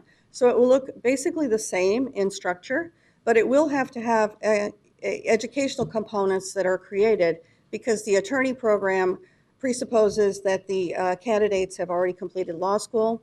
Interpreters don't have a specific course of study that they go through necessarily, so it would have to have some shoring up in that area. So those are the 2 things that we're planning to utilize the funds for. And I wanted to recognize the board for the support that we received throughout the years for interpretation in Yuma County. This county has a higher level of needs of interpreter services than virtually all the counties in Arizona, with the exception, of course, of Maricopa County and Pima County. But we really do have a high need for interpreters. And way back in 2002, when the interpreter program was created at Superior Court in Yuma County, Supervisor Reyes was on the board at that time and was very supportive of that. And so we truly appreciate that. It's been 23 years since that program was initiated and formalized. For a long time. I'm sorry, Supervisor Reyes. I shouldn't have called you out. I'm not sure we, but it's okay. I was very supportive. I don't know. In any event, I just wanted to say that most people don't understand that, or maybe they do, that, you know, almost everyone in society has a need for legal services or has to have access to the courts during their lives. It's not just criminal matters that come before the courts. There's many civil justice matters, much like was indicated in the forum that was spotlighted in the mix. People have family matters that need to be dealt with. There's probate matters, there's civil suits, all sorts of things that people need to access the courts for. And the goal of interpreters is clear: conveying the accurate message and giving a voice to those who would otherwise have no voice in the court. So I thank you all for your support in that, and we're excited to start with that. And you're in a new building? Yes. Or a remodel building? Yes, and thank you for asking. I just want to tell you a couple things about the historic courthouse. First of all, the renovation project's been completed. I think Frank is still here, and I he's been thought you were going helping to say us. that I was there when he inaugurated. This isn't true.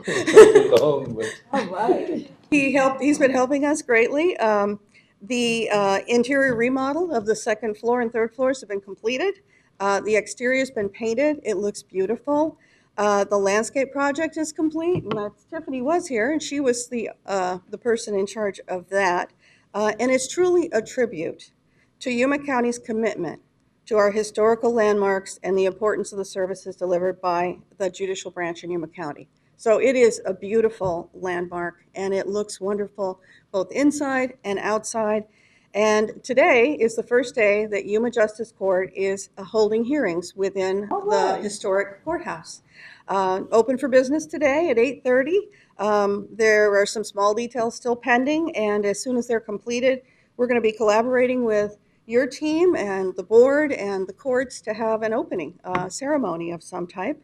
And as a representative from the courts that participated in the project from the beginning to the end, I'm really pleased to report that the results are so beautiful and achieve the goal of marrying the court's historic features and charm while integrating modern elements that are necessary for effective operations. So it really worked well together. The Yuma County team, as I mentioned, BWS Architects, Pilkington Construction, they're all a pleasure to work with. The courts are truly appreciative from the outset for the funding that the board approved of, and down to the facilities and maintenance people who have been working with us so hard to get it all ready and finish up the final touches. As of like at 5 o'clock, we were still working on it Friday, and we were in there this weekend along with staff from JP1 to get everything ready for the public. So we have a few minor things left to do, but overall it looks wonderful, and we are so thankful. Thank you, Kathy. Thank you, Kathy. With that, Mr. Chairman, I'll make a motion we approve item number 13, accept the Superior Court access to justice grant in the amount of $30,000. I'll second. There's a motion and a second to accept item number 13 as presented. All those in favor say aye. Aye. Any opposed? Motion carries. I'll go ahead and recess as the Yuma County Board of Supervisors and convene as the Yuma County Board of Equalization. And we'll go to Board of Equalization discussion calendars. Sitting as the Yuma County Board of Equalization, the board will open each of the following items separately for discussion and action items as appropriate. And we'll go to item number 1. Clerk. Discussion and action regarding petition for review of real property valuation for Hall Family Ranch LLC, assessors parcel number 694-02-332. Our recommendation is that the appellant Oh, you have to introduce yourself. That the appellant goes first. Burden is in their hands to prove otherwise on what we have, so we would like them to go first in this process. Well, Mr. Chairman, I think that the assessor staff needs to present the case. You want to present or just talk about what the item? I believe it'll be more efficient afterwards, if that's okay with the board.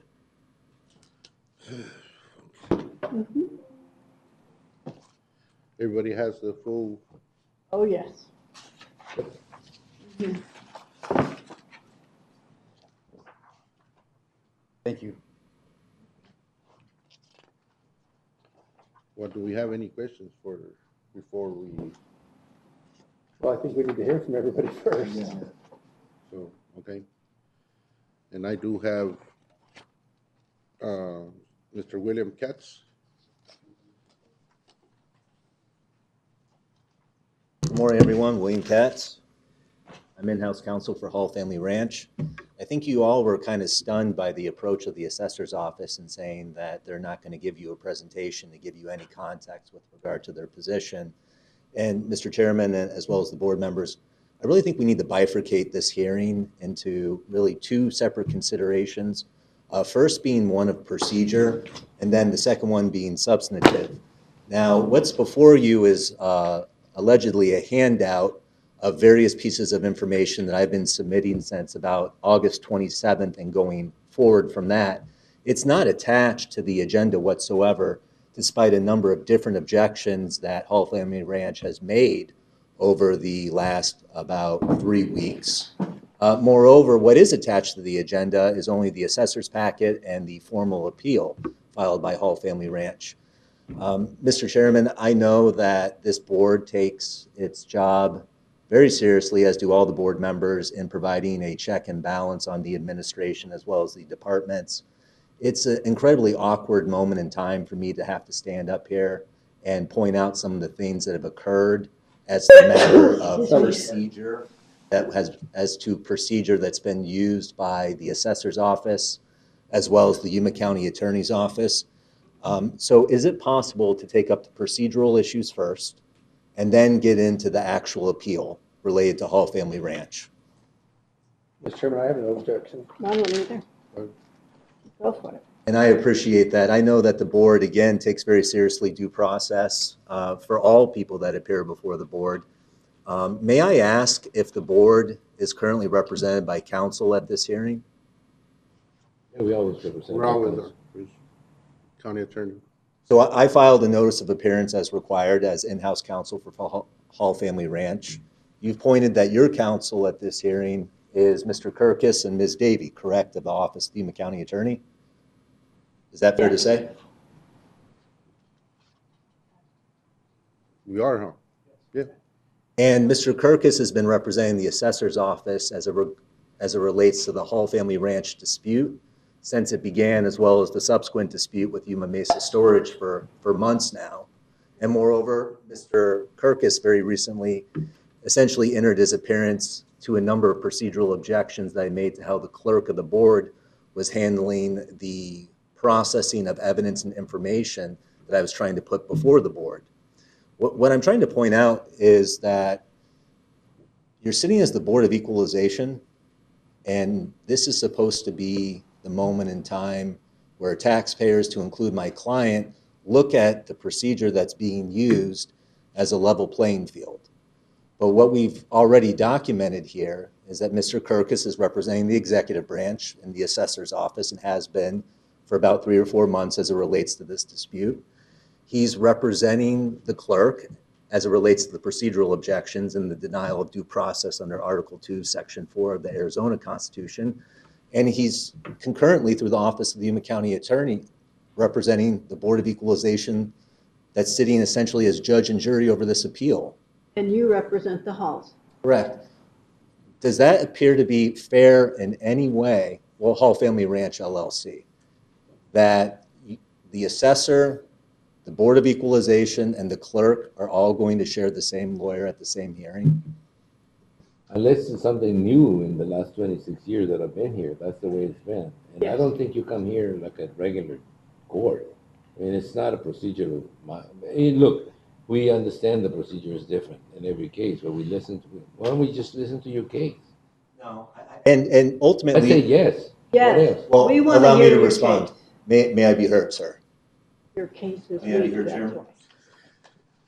Go, but we are gonna talk about what we're here for, what we're. I want to enter an This, objection. or- I want to enter an objection. I want to ask the board to reconsider whether, under the Arizona Constitution, as well as the various statutes that relate to the Board of Equalization, that sharing the same lawyer at the same hearing is in any way fair, equitable, or compliant with Article 2, Section 4. So I do need to make that objection for the record so that's preserved. And ultimately, if it's overruled, I'll proceed to the substance. Overruled by who? Chairman. We've, like Mr. Reyes said, for the past how many years, it's been the same. I think if it was different by state statute, we would already have heard of it. So we have our attorneys here. We've always had them, and we're gonna proceed. Mr. Chairman, Yes. I can say that Bill Kirkus follows the statutes to the letter, and that if he feels that he is able to represent the assessor and the board in this matter, and whoever else you were saying, then I'm sure he has the statutes to back it. Well, I've made my objection as to the due process violation as well as the conflict of interest. May I proceed? With the case in front of us? Yeah, go ahead. On August 15th, we received a letter that we had approximately 11 days to submit supplemental information and that our deadline was August 26th. We entered a number of objections that aren't before you and weren't agendized. Do you have those objections before you, Mr. Chairman? Probably Mr. Seeley has them, or he'll talk about what you presented. What your objections are. With regard to August 27th, we submitted to the clerk of the board for inclusion within the public packet that would have been on the website and a part of the agenda, an email that we sent on August 27th that deals with the Arizona Attorney General opinion as well as Arizona statute dealing with your authority to review limited property value. Has everyone reviewed the Attorney General's opinion that was provided as well as the statute and had an opportunity? Briefly, yes, I have. Essentially, one of the problems in this and the primary legal dispute is that the assessor's office and the office of the Yuma County Attorney has taken the position that on a petition for review of real property valuation, the petitioner is only allowed to challenge the full cash value, that a petitioner is not allowed to challenge the limited property value. However, that's contrary to both the statute, which Supervisor Pancrazzi says that Mr. Kirkus will follow, as well as the Attorney General opinion from 1980. In looking at 42-16104, operation of the county board, this is during the Board of Equalization hearings. It says in subsection C that the county board may change any valuation or legal classification of property that is valued by the assessor or hearing officer if one is appointed. So one of the aspects of this appeal is that you'll have to make a decision whether you have legal authority to review limited property value in a petition for real property valuation. And in furtherance of that, turning to Attorney General opinion issued in 1981, in which the Arizona Department of Revenue sent a request for an opinion to the AG at the time, I believe it was AG Corbin. The first question was, can a petitioner in a real property review petition appeal limited property value? And since 1981, according to the Office of the Arizona Attorney General, it states, as to the first question, we think limited property values may be appealed to the county assessor, the Department of Revenue, and the State Board of Tax Appeals. Each statute authorizing an appeal of property tax assessment allows an appeal as to the valuation of the property. What we're continually being told as a matter of legal interpretation from the Office of the Yuma County Attorney, as well as the assessor, is that allegedly you can't appeal limited property value. Well, in fact, the statute here, which gives you authority to do it, says contrary to that, as well as the Arizona Attorney General opinion since 1981. When you look at the Hall Family Ranch appeal before the board, we're not really disputing ultimately the agreed upon full cash value. You'll see that as it relates to full cash value, we requested a full cash value that ultimately, after the assessor's office looked at, they determined that that full cash value should be reduced even further. Yes. Well, that shows over a period of years that the LPV shouldn't have been increasing. That shows over a period of years that the property by the assessor's office, Mr. Seal's predecessor, was incorrectly valued.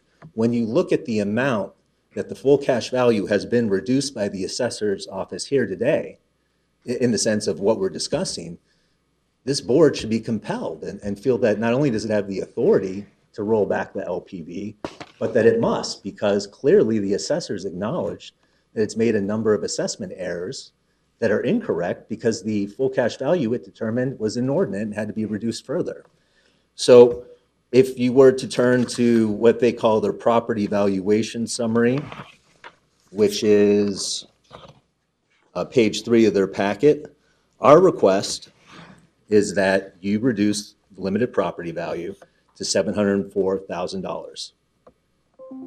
But the first question is, does this board believe that it has the authority, based upon the Arizona Attorney General opinion from 1981, as well as the statute which states that you may change any value determined by the assessor in that subsection that I cited?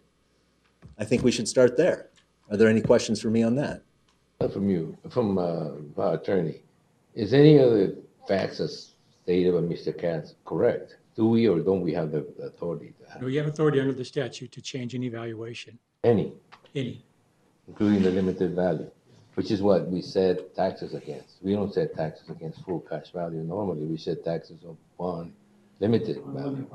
Correct. So what Mr. Katz is saying, which is that we have the authority to actually reduce that.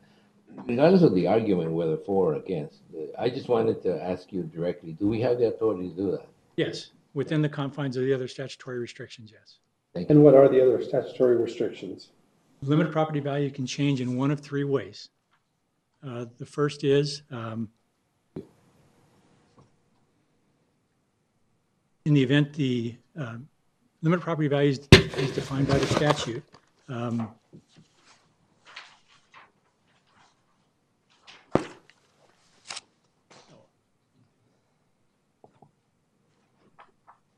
No, that's not what I'm looking for. I'm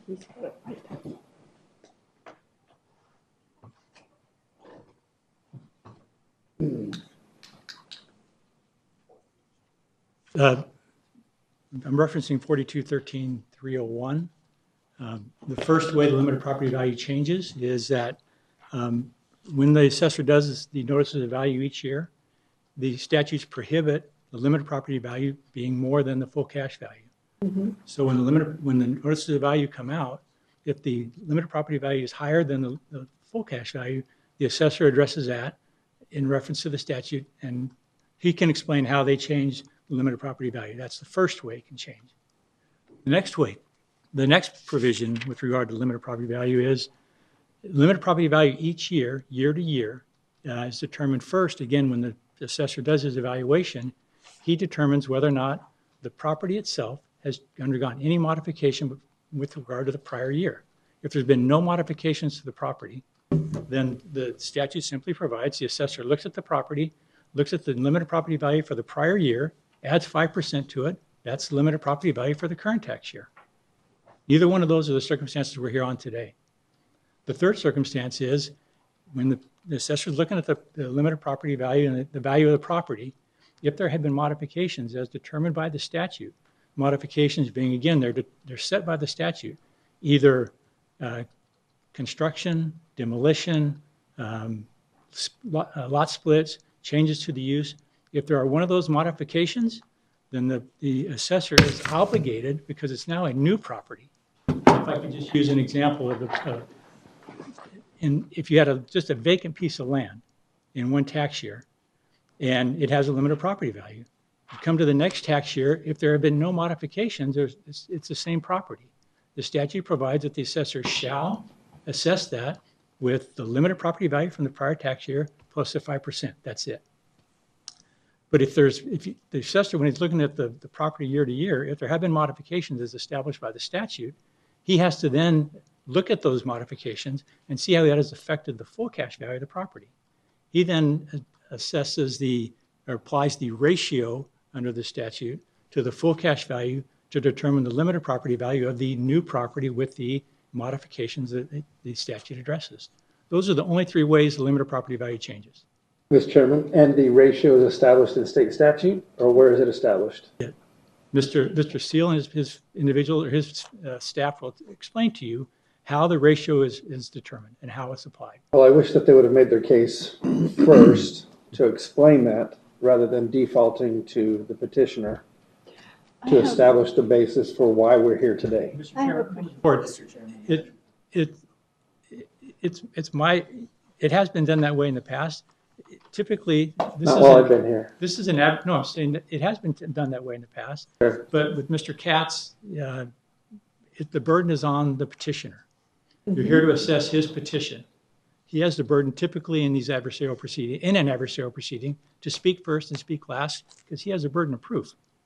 He has to establish for you a reason why you should change the full cash value and or the limited property value, not the assessor. The assessor he will protect or defend his evaluation. Chairman, may I respond to Mr. Reyes' question? Chairman, Supervisor Reyes' question, excuse me. Supervisor Reyes, I understood your question to be asking, is Mr. Katz right that the legal issue before the board is whether you have the authority to decrease limited property value on a petition for real property valuation? The summary and recitation that Mr. Kirkus gave Yes. was not in response to your question. The recitation he gave was general construct as it relates to how limited property value is calculated. The Yuma County Assessor's Office and their position on whether limited property value can be challenged in a petition for review of real property valuation has historically fluctuated. There are 972 parcels that I've attached that the assessor gave where the limited property value all decreased in 2026 without a notice of correction, without a petition for review, without a notice of claim. To respond to your question in the context of a petition for real property review, the assessor is taking the position and has taken the position, and I include a previous email that they sent in an appeal that was before you 2 years ago, where the assessor says point blank that an applicant petitioner is not allowed to challenge their limited property value in a petition for review. So respectfully, although Mr. Kirkus is providing general information as to how LPV is being calculated, that is not the legal issue before you. The legal issue before you is, do you have the authority now to roll it back and rescind what they're trying to impose, which they have taken the position, meaning the assessor and the county attorney's office, that you don't at this hearing. And that's why I've brought forward the AG opinion as well as the state statute. And Mr. Kirkus has pointed out that this is an adversarial hearing, that these essentially are litigants and opposing sides. And we're going to renew our objection that he's representing 3 different branches of the government here at this hearing. It's incorrect, it's unfair, it's a conflict of interest, and it's a violation of due process. May I ask? You had a question? Mr. Katz, were the assessor's office, did they go out and see if Bill was saying that if there had been any changes to the property, were they allowed to go and see if there had been additions or? They didn't request that, as I recall, with regard to Hall Family Ranch. There are 2 disputes before you. There's Yuma Mesa storage dispute, and then there's the Hall Family Ranch dispute. Going from memory, I don't remember them requesting that. Okay, well, I know that the assessor's office always goes out and checks when there's a dispute.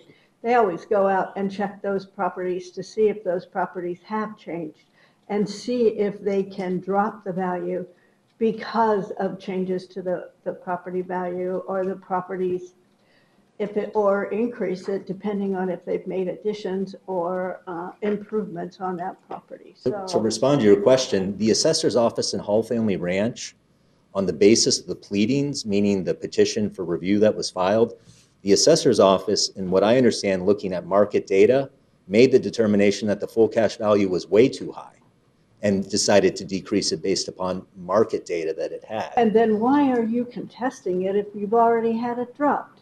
Well, because tax is based on limited property value. And to start from the beginning, since tax is only based on limited property value, and the assessor's position as well as the Office of the Yuma County Attorney's position is you can't change, challenge, or question limited property value in a petition for review, we're here to make the legal point to persuade the board that the statute allows you to review the limited property value right now, to reduce it, to correlate with the reduction in the full cash value, that clearly the reduction in the full cash value shows that there were errors in calculations that occurred in previous years, and the Hall Family Ranch property should have never increased by 5% in previous years as the limited property value, that the true relief that you can grant, that if you acknowledge and accept that the Attorney General is correct, that limited property value can be challenged right here, as well as the statute, we believe you're compelled to reduce the limited property value to correlate with the severe reductions that they've already done in the full cash value.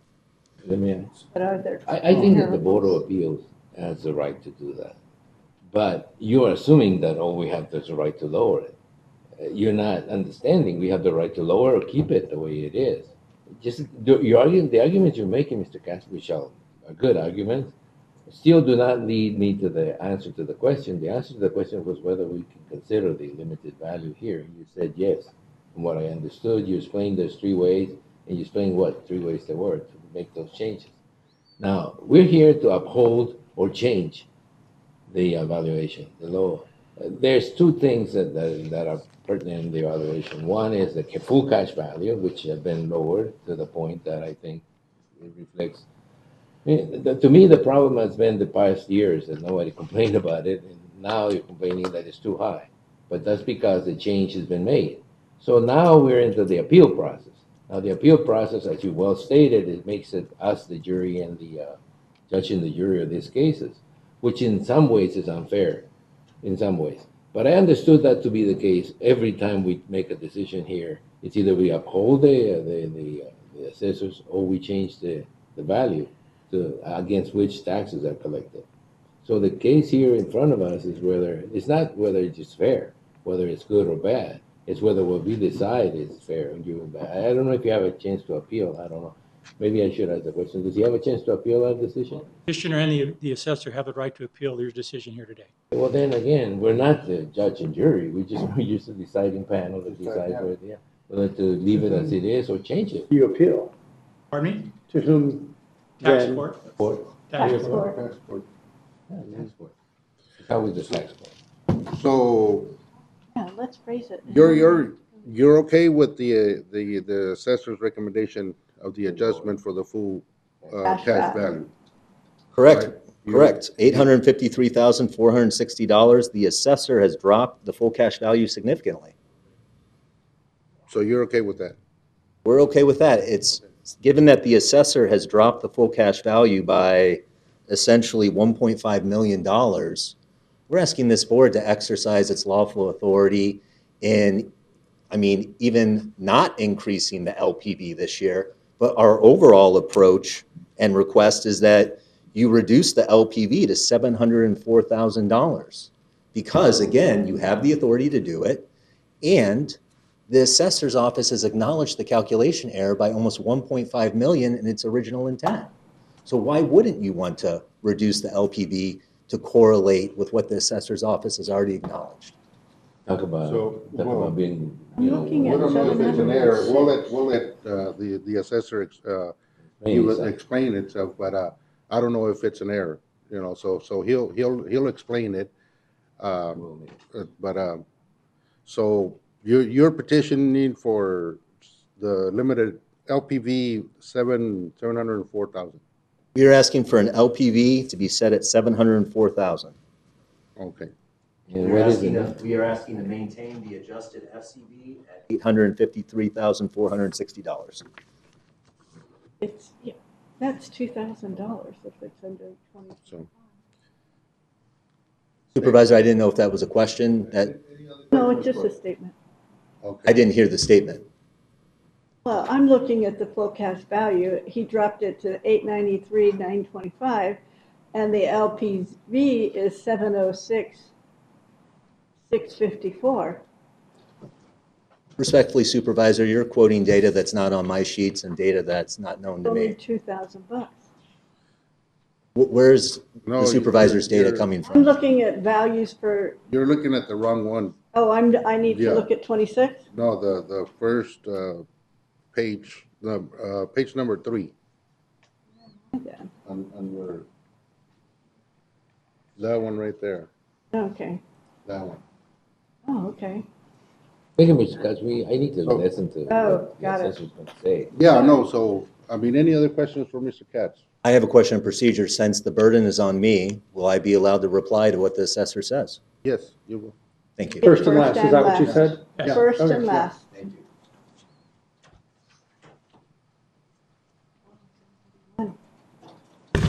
Good morning, Board of Equalization. First, I want to start off by saying I mean no disrespect on changing the process. I'm actually feel like I'm bringing it back to the integrity it needs to be at. So I apologize. There was no ill intent made anywhere near there. So I want that to be clear, you guys.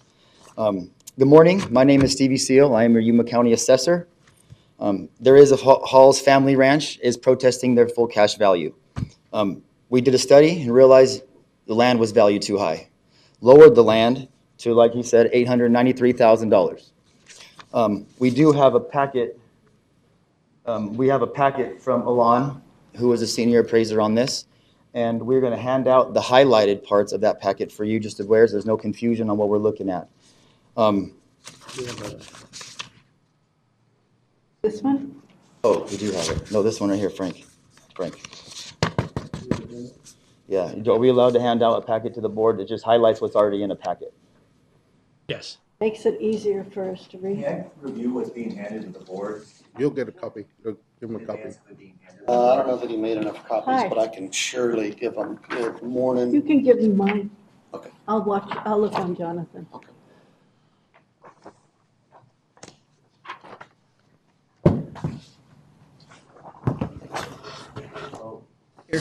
Like you gave me 2. Anybody? Just go down. Pass one down. There we go. Perfect. I'm scanning by because I'm going to have Alon do some more of the presentation if needed, but I'm going to go to the Same. highlighted sections. Mr. Chairman, may I be recognized for a moment to enter an objection at the hearing? He's only highlighting what is already in the package.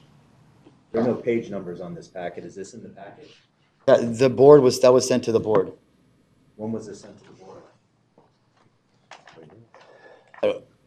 The Am I here package, or am I here? We got our packet on Wednesday, so Let me ask a question. Is it then the statement that this is in the assessor's packet, which is attached to the agenda and was originally sent to the board? This document was sent in a summary of some kind, and it was sent to the board. I think, yep, we have it on, it was sent through email. okay, yeah. It was an addendum. It's the highlighted section of the package, Got it. or what he's given us, so we don't have to be looking at it and it's highlighted. He just highlighted what's in the package, correct? Correct. Was this a part of the agenda, though? It is because it's in the package. It was in the assessor's packet that's attached to the agenda? Yes. Proceed. Chairman, I don't believe that's attached to the agenda. He's asking I mean, if but- you have it. You have it? It's in the package. We don't have, Was it linked to the agenda on the internet? I don't believe it was linked to the agenda. It was provided to you by email Friday and a handout today. I was not given this a copy of this until just now. May I just enter an objection so I can be heard? I'd like to enter an objection to the assessor supplying you information. It's not a matter of public record that I was never provided before today at this moment. My understanding, based upon what Mr. Kirk has just said, is that this was not available previously and that this is the first time I'm seeing it. With that understanding, I object. Oh, yeah, I'm just saying. I think they need to. continue. As you can see on the slideshows, it's a little, it's a lot foggy. But on the bottom, whenever we submit what we have done or not done, we ask for their approval on it so we can do the correction or do the fix of whatever the value was or not. As you can see, they checked both boxes. One, I accept the assessor's decision as it relates to the full cash value.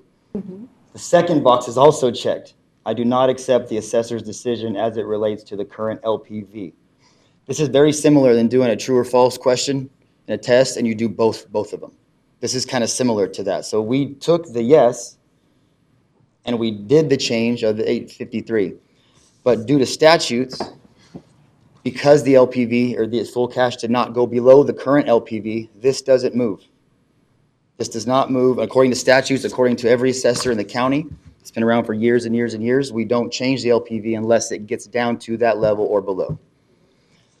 That first page shows you that.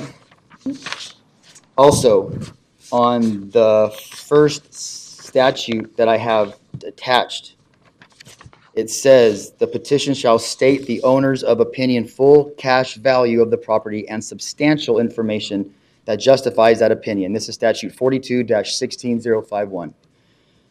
So not only can the opinion of the value has to be, shall state the owner's opinion of full cash value, not limited property value, full cash value. And also in addition to that, substantial information that justifies that opinion. We agreed upon a full cash value that we're statutorily allowed to change. We are not allowed to change an LPV based on the opinion because the full cash didn't go below the limited property value. Never have, and as long as we're here, we'll never ruin the integrity of that rule. Let me ask a question from our attorney. Is that true? What I just explained, yes, that's one of the methods by which the limited property value can change. If the full cash value goes below the limited property value, they're obligated to change the limited property value. In this instance, it did not do so. No, it didn't do under that statute. Under the change of the full cash value, it did not go below the limited property value of the property. I have an example of that. Would you guys like to see an example in the packet? This is the Halls Family Ranch property. And the bottom right is year 2021. The property, the total full cash is $640. The next year, full cash is $610. Nothing was done. Nothing was changed. No correction was done. The nature of what we do for a living in the markets adjusted that lower, and it had a decrease of 4.63%. So this is an example of his actual property that he's protesting. This is an example of when one of those 970 properties that went down this year, we do have 93,000 parcels. So less than 1% went down the following year. And the reasons for that are reasons like this, when just the natural full cash value goes down due to what we do for a living in the office. So that one got lowered at that time.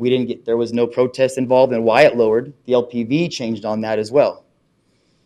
Because the cash. Right, the cash went below the LPV, so that came and matched it. So there's a good example right there of what they're doing. So that's, when it comes to LPV, excuse me? I have a question, Explain what Martin. happened the next 4 years to the LPV. I have a question, Bill. So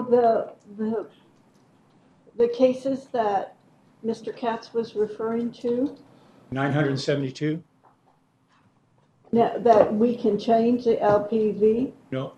We can't change the LPV unless it follows those criteria. Correct. Okay. And what happened, this is the Hall's property that naturally the LPV rose above the full cash value. They addressed it in the lower left hand, and then the next 4 years, what happened, Mr. Seal? The next 4 years, it only increased 5% as far as the LPV. But you can see the full cash raised significantly more than that. But by statute, you're protected from Prop 117. It only goes up 5% a year after that. It won't go any higher. If it goes to $2 trillion, you're protected. Require the 5% increase each year on limited? No, if the full cash value is more than that? But in the limited property value, how do you address limited property value year to year? How do you address? Based off the ratios, and when it goes 5% every year unless something happens to adjust it. Now, if you do an improvement on your property and it's more than 15%, you do get a ratio implemented again. And that's because you went over 15%, which triggers a new ratio, and an LPV is allowed at that point and required, actually, by law. So we've accepted the full cash value. And they did too. Everything else seems to be a little bit of fluff. And we didn't know this was going to be a protest with the Board of Equalization because we received this, implemented our change to lower the full cash, didn't know a protest was coming until we got the email. So the LPV, we don't change that because they think it should be lower for tax purposes. And we're not the treasurer. We don't make the rates either. So we don't talk about the taxes. That's none of our, that's not our specialty. And the LPV is done by formula. Yes, it's done by formula. So Mr. Seal, just to clarify, if there's been no modification whatsoever on the full cash value, it's gone up, and there's been no modification on the property itself. Correct.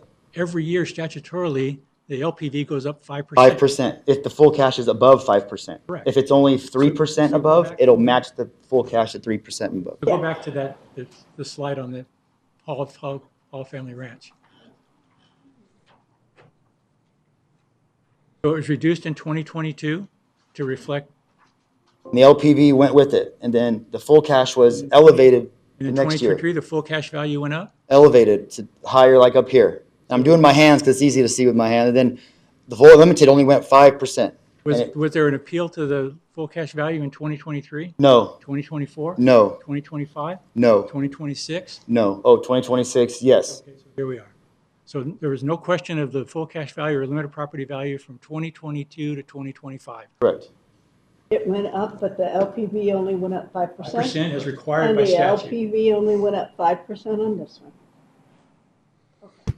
Our recommendation is a no change in the agreed upon 853,000. It was there. It's there.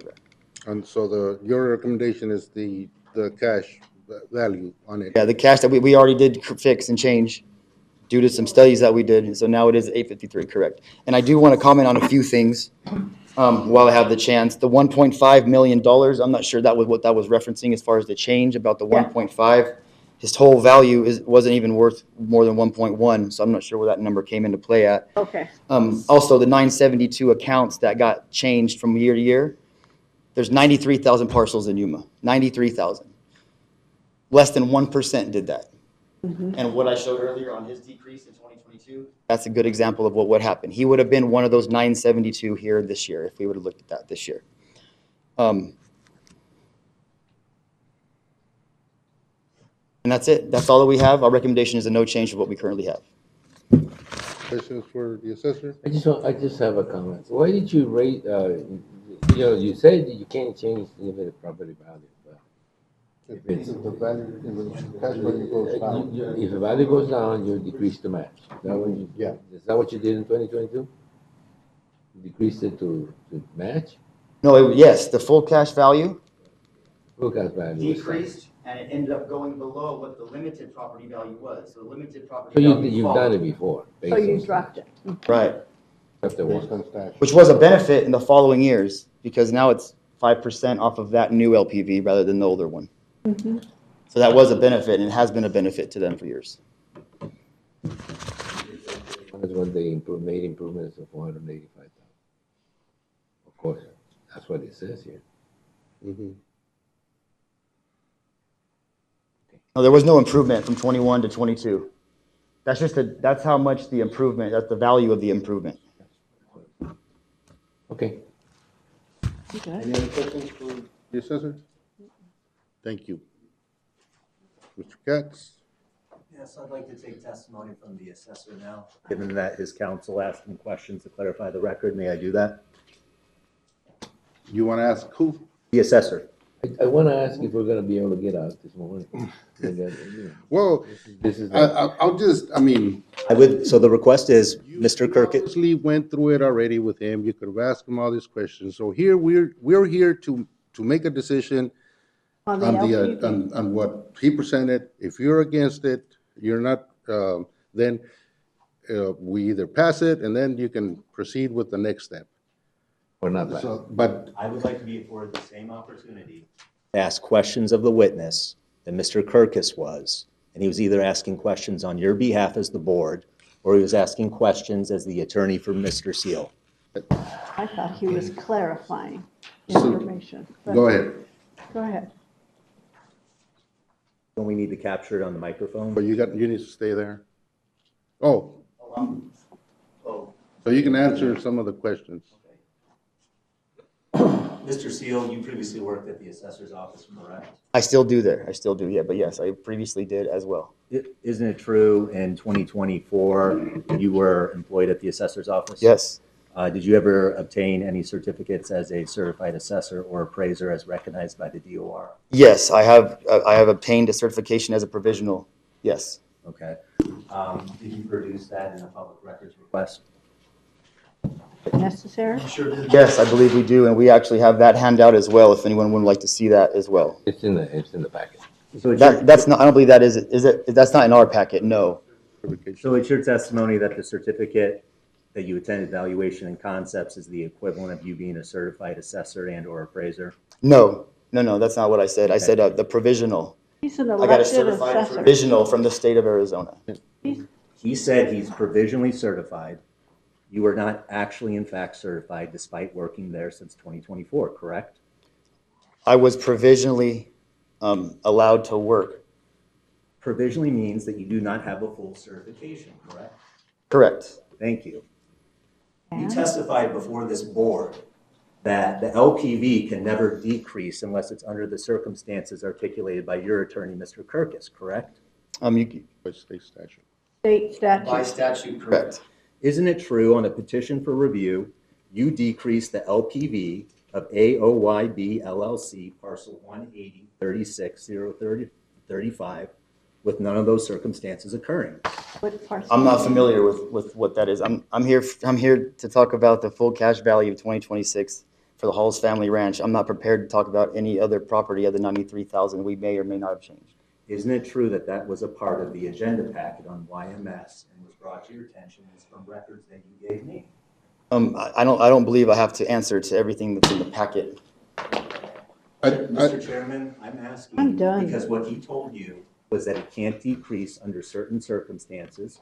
He decreases LPVs for other property owners in Yuma without those circumstances being present. He has that information. It was given to him, and he gave it to me. Well, because this is not a court. That's okay? right. And so you're gonna be addressing to us. If you want to continue this case, we're gonna make a decision either to send it back and bring up all those questions with legal present. That way we square this up. Because I'm not gonna be here just going through like if it was a court. No. Well, If you want to this go is- to we're tax hearing your court, go to petition. tax court. And we're gonna make a decision either to send it back or approve what Mr. Seeley presented to us. Pursuant to 42-16106 subsection A, you're required to take testimony and hold a hearing. Okay, well, take testimony, but you can sit down. He doesn't have to be answering your questions. If we send it back, you can ask all those questions Witness and he'll was not have. answering my question. I'm looking to you as the presiding officer don't of this have hearing to. to either instruct the witness to answer the question or to tell me to move forward. Bill, do we continue this? Can we, or Can we is stop he gonna it? be questioning? Statute says that the hearing, the board shall hear testimony presented in person at the hearing. So that's your obligation, to hear testimony. at the Testimony, hearing. so we're hearing your testimony. Testimony, not him testifying, not him having to grill the So is he assessor. Does he have to answer the questions? No. He makes his Mr. Katz makes his presentation, the assessor makes his presentation. That's it. That's what I thought. So Mr. Katz, oh, I'm sorry, you're the chair. Mr. Katz says he has information about this AYOB, he can present it to the board. Yeah. I have presented to the board. It's attached to your packet. You have that. So Thank It's you. in the YMS. This right So- here? Am I allowed to take testimony and the witness actually answer the questions that are asked? No. Because under 42-16106 subsection A, it says that I can produce testimony. You can produce testimony, but. Produce This is it. my witness. I called this No. witness. I'm sorry, but I don't I have to ran do for a that. campaign. Bill, as an elected official, I'm not a witness. That's right. Board, with all due respect. He says he would have to subpoena a witness. yeah, so. Sit down. You It don't says have I to may do any of subpoena a it. witness. Doesn't require me to subpoena a witness, and I'm allowed to cross-examine a witness that gives testimony to the board. I feel like I've made my record and it's being overruled, correct? We're gonna do what I told you before. We'll take decision on what's presented.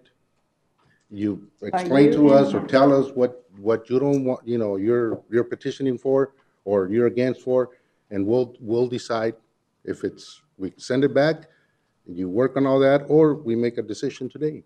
With my objections being noted for the record and the requests that I've made with regard to the full cash value being at $853,460 and that the limited property value being lowered to $704,000, that's my request.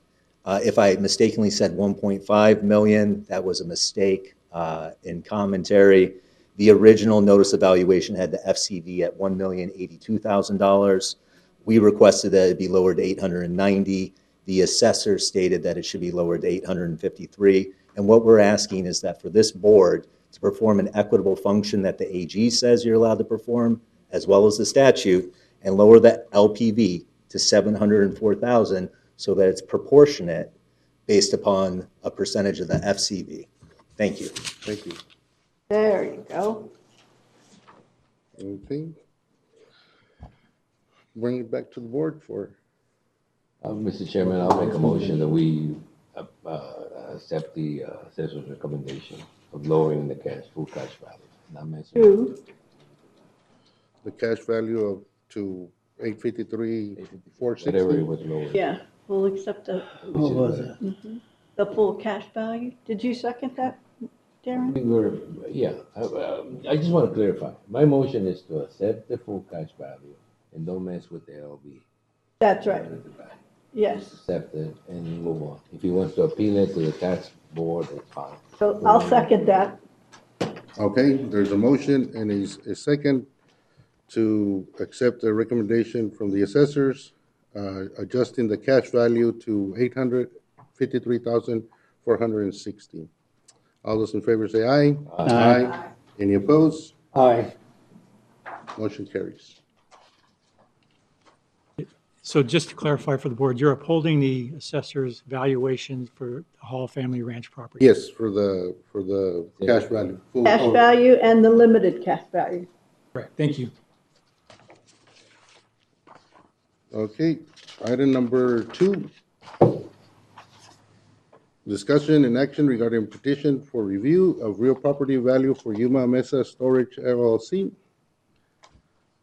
Mr. Seeley. Morning again. I don't know if it's morning anymore. I'm not sure if it is, but I am It is. requesting that we follow the same process as we did in the first one. Burden of proof is on the taxpayer, so I'm really hoping it's okay if we have him go first. So what is your recommendation, Mr. Seeley? Our recommendation is a no change on this one, strongly. But in order for the burden to be upon the taxpayer, we thought we'd keep that process and the integrity intact there for that. Mr. Chairman, I have a comment. I mean, this is not a process where we determine the fairness based on what they appeal it. As to say, I think it suits us well to just listen to what the application says before we listen to the applicant defend it or be against it. Do you want to hear? I want to hear your case. Okay. Tony, I agree with that, and that's the reason why I objected in the beginning. So thank you for making that point. Can I comment on that? Sure, you have to. I say that because as far as the assessors, recorders, board of supervisors, we're deemed correct until we're not. And and the burden isn't on us to continue to prove the same thing that we send But out. I think Mr. Seal explaining the process to us in the beginning would have been helpful to state your position moving forward, and then from what perspective it was being objected to. Okay. I think that for the For the record. one of the things, for the record, one of the things that was explained to me in the beginning is that there are a lot of people who are not here in this room That don't that understand. can't see the proceedings, that can't see the full scope. And so to explain it to our viewers at home, it expands the opportunity for everybody to understand and to be on the same page. Agreed. Good. Okay. My name is Stevie Seal, and I'm the Yuma County Assessor. Yuma Mesa Storage LLC has filed a petition protesting the 2026 full cash value assigned to the parcel 696-20-001. This parcel consists of more than 24 acres and is located at 277 East Palo Verde Street, situated at the corner of Palo Verde and 3E. The subject property is developed as a large-scale, state-of-the-art self-storage facility. When a petition for review evaluation is filed with our office, our first priority is not to defend the value. Instead, we view it as an opportunity to assist a property owner who may have had their property inadvertently overvalued. This is the primary reason we send out annual notices of value. To give property owners the chance to review the information in our records and alert us if something appears inaccurate. If an error or overvaluation is identified and the property owner provides substantial supporting data, we are more than willing to make an appropriate adjustment to ensure the valuation is fair and accurate. We received the petition from Yuma Mesa Storage LLC regarding the 2026 full cash value of their property. The petitioner is requesting a reduction in value from $17,475,866 to $12,995,000. This petition was assigned to one of our senior appraisers, Scott Willen, who has served in the Yuma County Assessor's Office for 26 years. In line with standard practices across all assessor's offices, Mr. Willen contacted the petitioner to request access to the property in order to verify that the account information was complete and accurate. This request was denied by Yuma Mesa Storage. This petition was assigned to one of our, I'm sorry, that's the last one. Additionally, a request was made for cost data related to the construction of the improvements on the property. This request was also denied by Yuma Mesa Storage Unit. On the petition form, the petition selected the option to request a meeting with the assessor. A meeting date was scheduled, however, Yuma Mesa Storage LLC canceled the meeting the day before it was set to occur. The meeting never took place. It is worth noting that since March of this year, our office has received 13 detailed and extensive public records requests, all of which were fulfilled promptly and in full. Given the lack of cooperation from Yuma Mesa Storage LLC, our office took independent steps to verify the accuracy of the property record. We obtained the approved building permit submitted by the Yuma Mesa Storage LLC to the City of Yuma in January 2022, along with the corresponding floor plans. The permit, signed by Yuma Mesa Storage LLC, reflects a construction valuation of $16.29 million. Land not included in that. Furthermore, upon comparing the floor plans with aerial satellite imagery, we identified a total of 7,620 square feet of building area that was missing from our records. This oversight will be corrected, and the additional square footage will be reflected in the 2027 valuation. This demonstrates that despite the petitioner's refusal to provide access or construction cost data, our office utilized reliable, verifiable sources to ensure property is valued accurately and fairly. In Arizona, assessors are required by law to use standard appraisal method and techniques when determining full cash value. These methods are commonly referred to as the three approaches to value. Market approach, which is the value based on comparable sales. Income approach, which is the valuation based off the property's ability to generate income, and cost approach, which is the valuation based on the cost to build, replace, or reproduce the improvement. All three approaches were applied to this subject property. However, the assessor's recommendation is to place the greatest weight on the cost approach. According to statute 42-13004, assessors are authorized to use Marshall & Swift as a cost data source. Marshall & Swift is a nationally recognized service that collects and updates construction cost data for all types of buildings. Their data reflects current cost to build or replace structures, taking into account materials, labor, and regional as well as local factors. Because Yuma Mesa Storage LLC declined to provide cost documentation or access to the property, the assessor's office relied on this independent third-party data. By doing so, we ensure the valuation is developed fairly, consistently, and in accordance with professional appraisal standards and statutory requirements. The improvement cost value of $16,754,366 combined with the land value of $721,500 produces a 2026 full cash value of $17,475,866. After a thorough review and analysis, the assessor's office firmly recommends a no change to this full cash. A cornerstone of my campaign for this office was a commitment to provide fast, friendly, and accurate service to all of Yuma, while elevating the integrity of the assessor's office to a highest possible standard.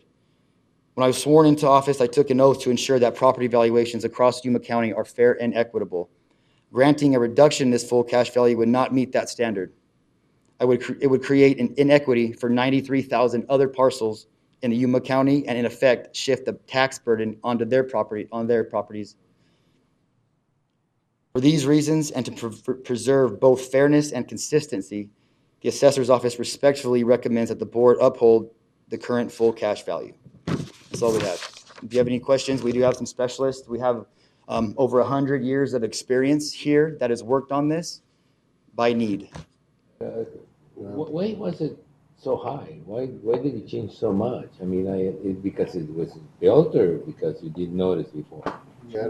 I'm sure. I'm sorry. What change are you referring to? I'm changing. Your assessed valuation went up like millions of dollars.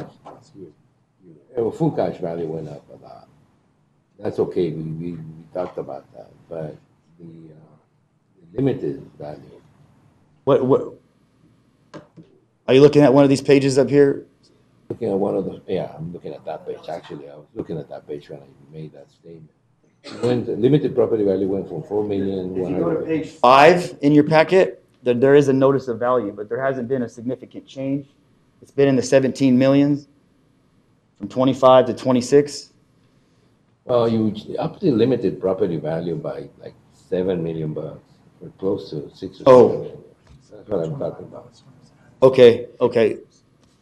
So when the building, can I comment on that one? Because there was a change that upped it $7 million. There was a change, correct. But there's a reason for that change. What was it?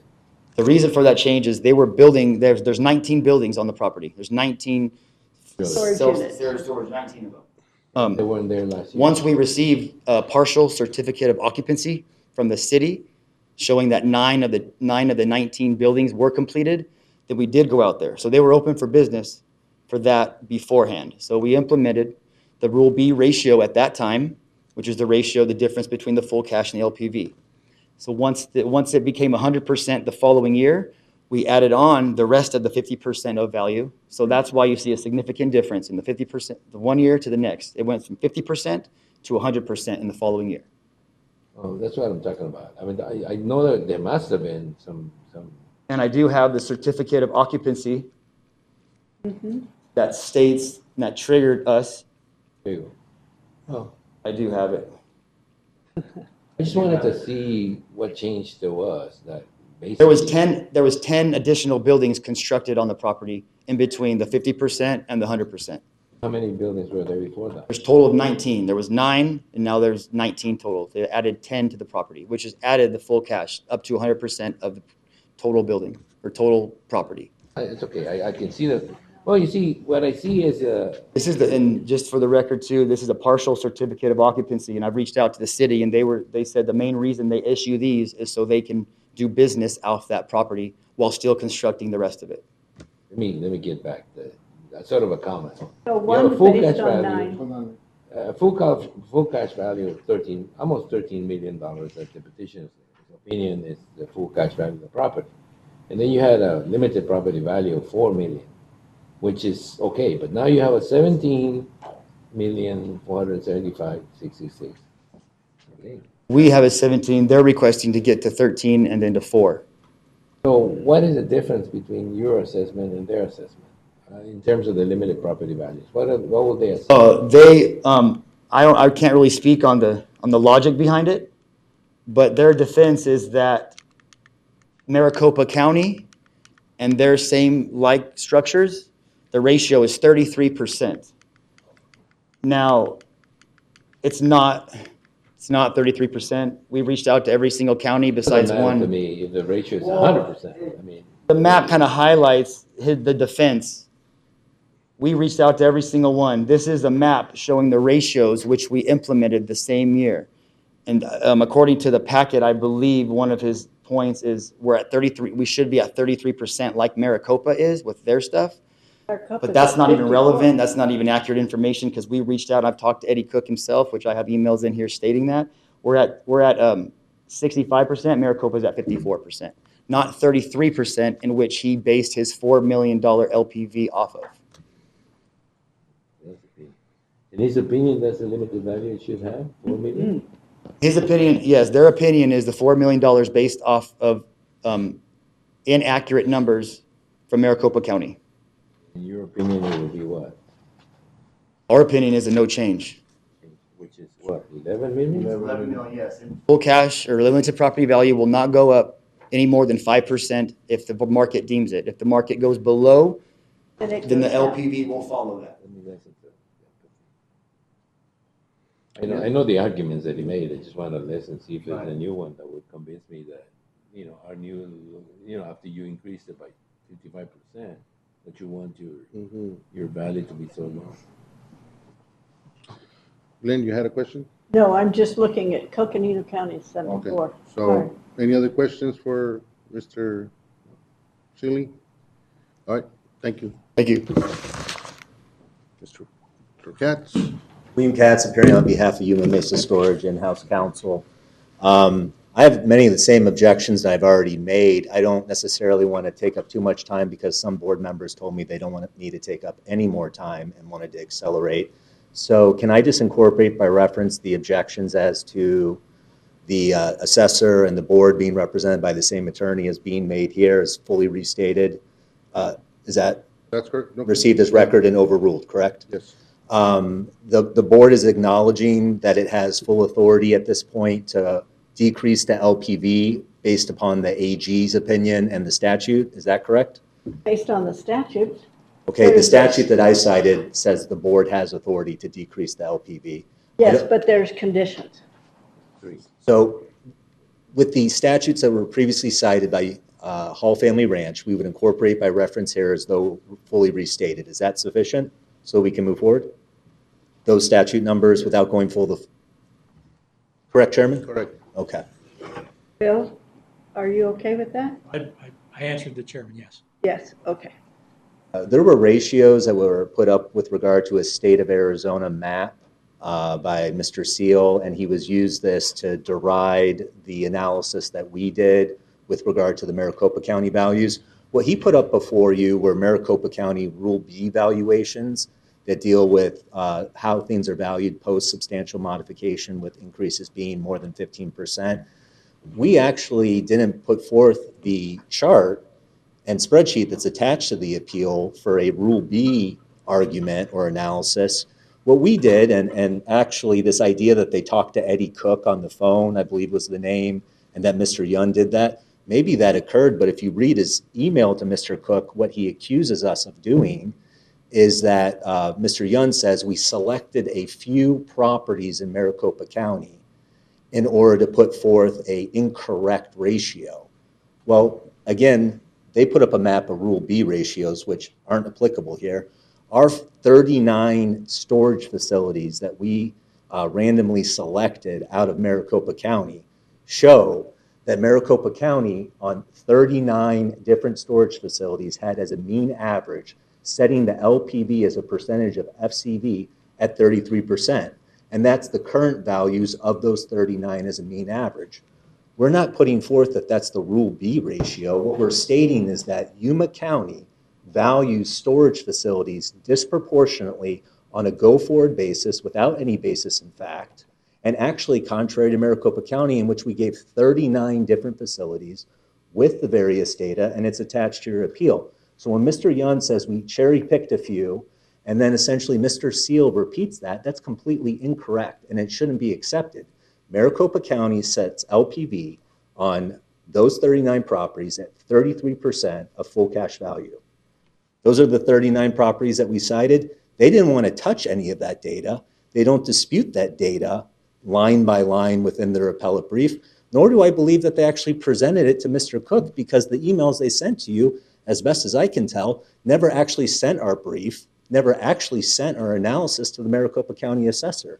So the idea that the assessor in Maricopa County, who's not here to testify, who's not here to support what they're saying, allegedly said that we're wrong, that is not correct way to present that evidence, because they haven't even laid a foundation for it.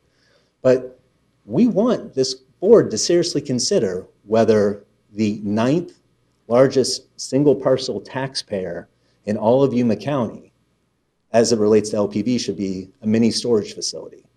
Because if you accept the data that the assessor's putting forward, Yuma Mesa Storage as a single property parcel taxpayer is the 9th most assessed property in all of Yuma County. It just makes absolutely no sense. You won't hear from the assessor, and he didn't discuss that within the tax area, and this is in our appellate brief, known as 6118 going from memory, or 1668, which essentially is the 32nd Street frontage. It's where Walmart is on Pacific, and it's the area in which Yuma Mesa Storage is. That Yuma Mesa Storage is assessed at a greater value than Walmart, than every single car dealership, than every other piece of manufacturing within that tax area, to the point where, again, allegedly, Yuma Mesa Storage is being assessed as the 9th most significant parcel in this county. They put forward in their appeal packet, what they call their assessor's packet on roughly page 43, that using the equity approach, that Gila Ridge Storage, give or take, it's around 43, is a property which shows that Yuma Mesa Storage is being equitably assessed according to the Yuma County assessor. Well, we dispute and deny that. If you look at the assessor's own math and their own logic within their own assessor's packet, the Gila Ridge Storage Facility methodology is this. They took full cash value, and then they divided it by the number of units.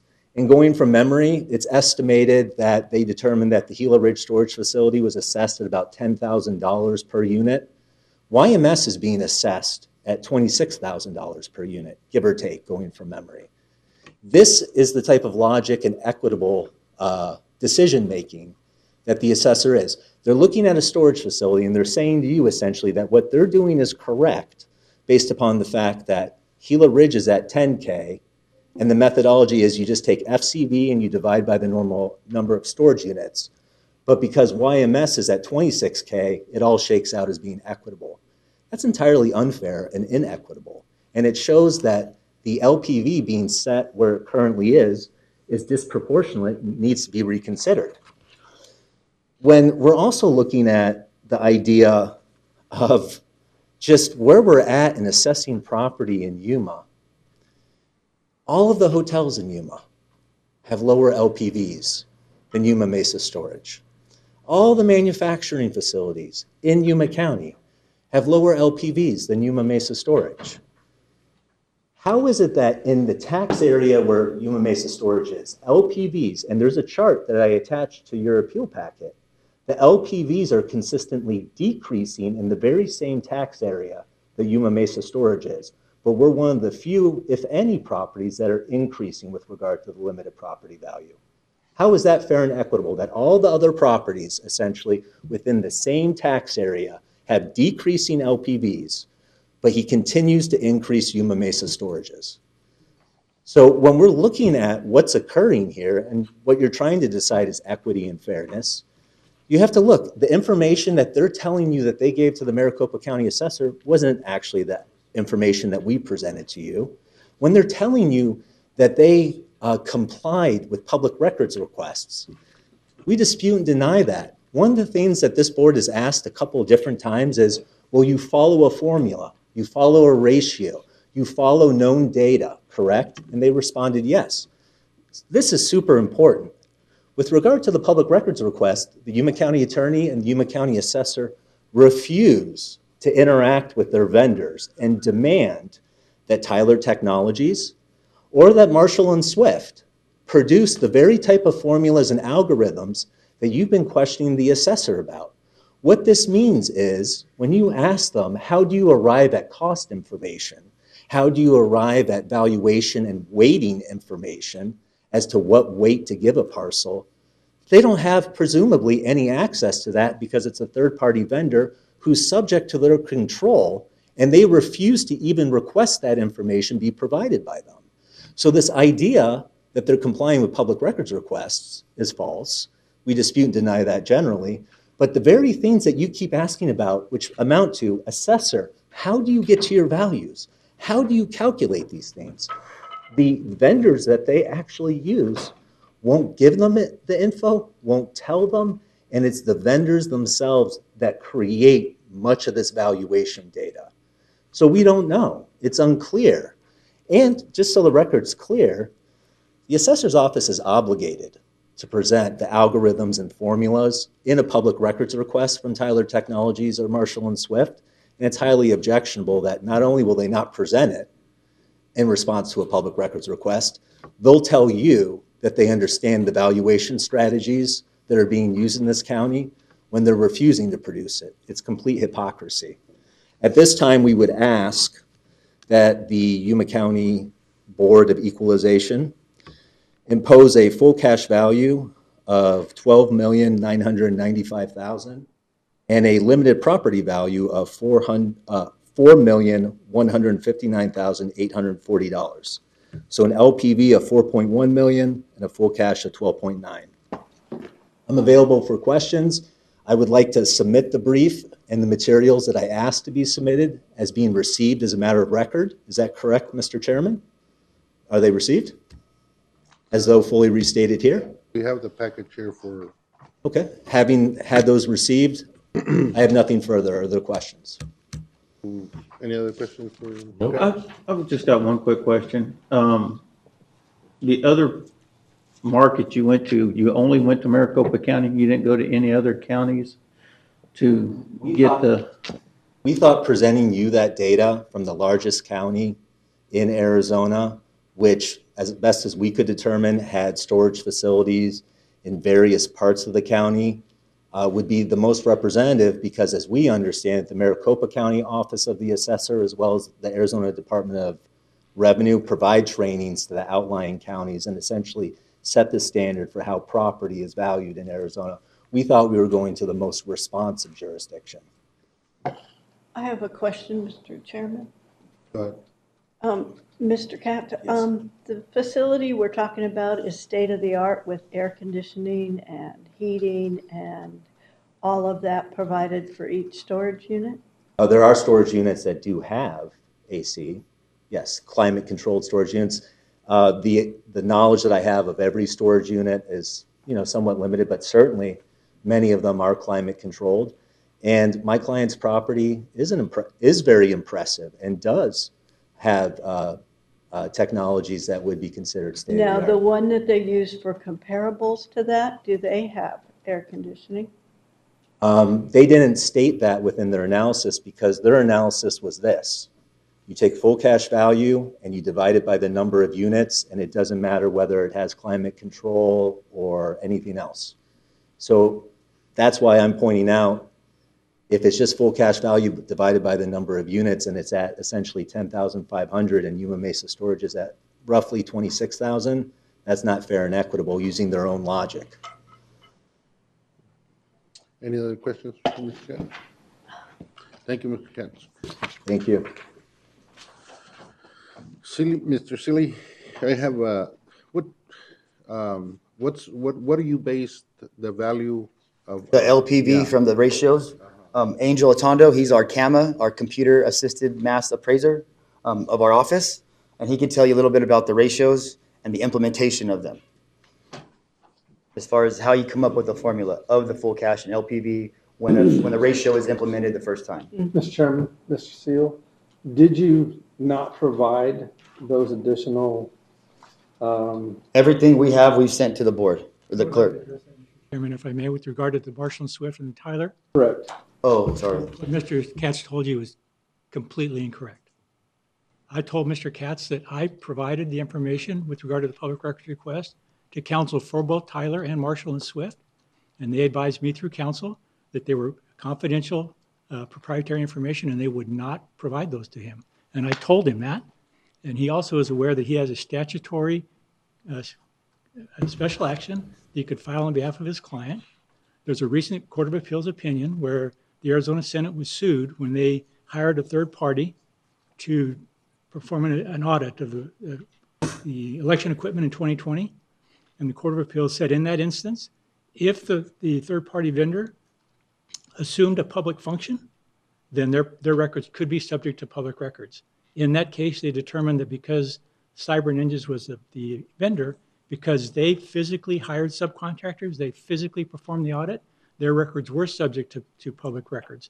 And the court also specifically advised that because those records of Cyber Ninjas were not in the possession and the Arizona Senate was not the custodian of those records, it was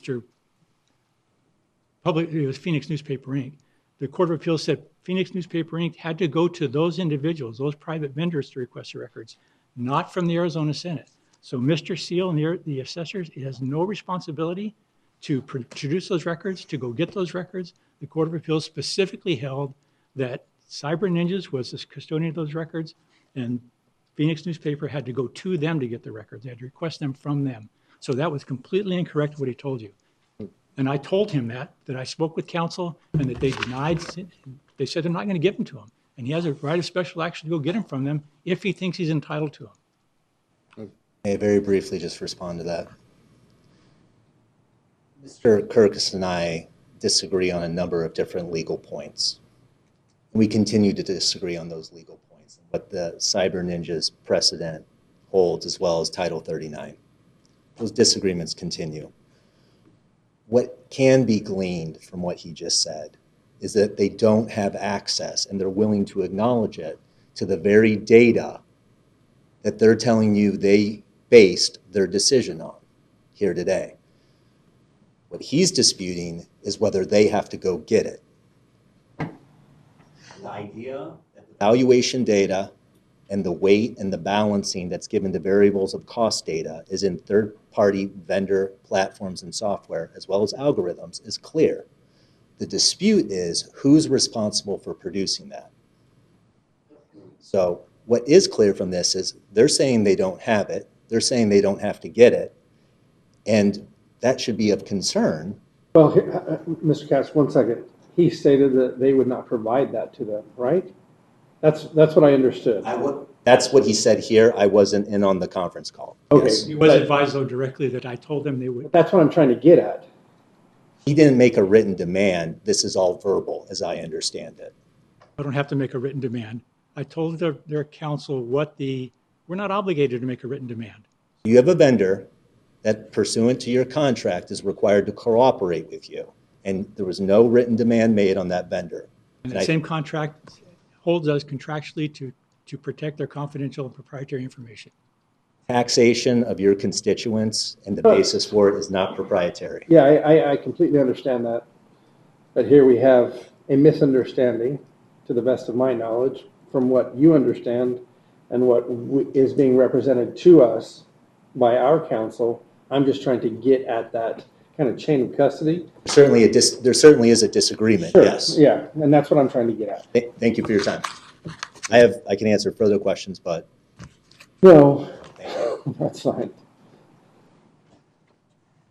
Thank you. A couple comments on what he was stating last about the everything else in tax area 0168 had a decrease in full cash value. 37% of the commercial properties in that tax area had a decrease in full cash value from 25 to 26, and 12% had a decrease in LPV from 25 to 26. 62% of commercial properties had an increase in full cash value from 2025 to 2026, and 87% had an increase in LPV from 25 to 26. He stated that he might be the only person in his group that keeps going up as far as the trend, but that's not the truth. The majority of them in this trend is going up. Mr. Chairman, are they valued greater than hotels and Walmart? And I mean, dealerships? unless they're selling dog food and they're selling stuff like Walmart sells and doing, they're Just specifically. yes or no? Just yes or no? What was the ultimate question? Are they He assessed? stated that they were assessed higher than hotels or Walmart or car dealerships. Depending on what Marshall and Swift, the cost tables. I just want a yes or no. No, just because it's I'm getting in the fluff, and that's what we don't want to do, and that's where we got us. Mr. Katz? We're the 2026 full cash value is what we're here. We're not talking about a bowling alley or Walmart. It's not a like property, so to compare the both But is it's not the storage. same.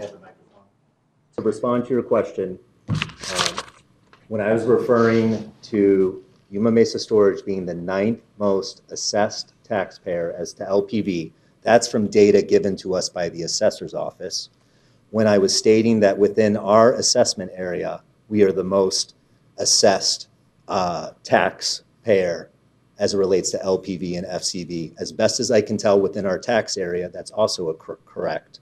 When it comes to hotels, car dealerships, big box retail, buildings at the, also multi-story buildings at 4th Avenue and 16th or at 24th and 4th, we are assessed at an LPV and FCV greater than almost every other commercial property like that in Yuma.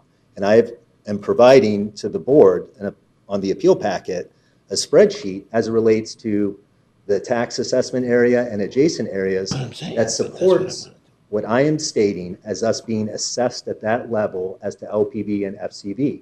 And the assessor doesn't respond to any of it within his packet. And my comments are supported and reference the actual spreadsheets and data that are attached to my appeal.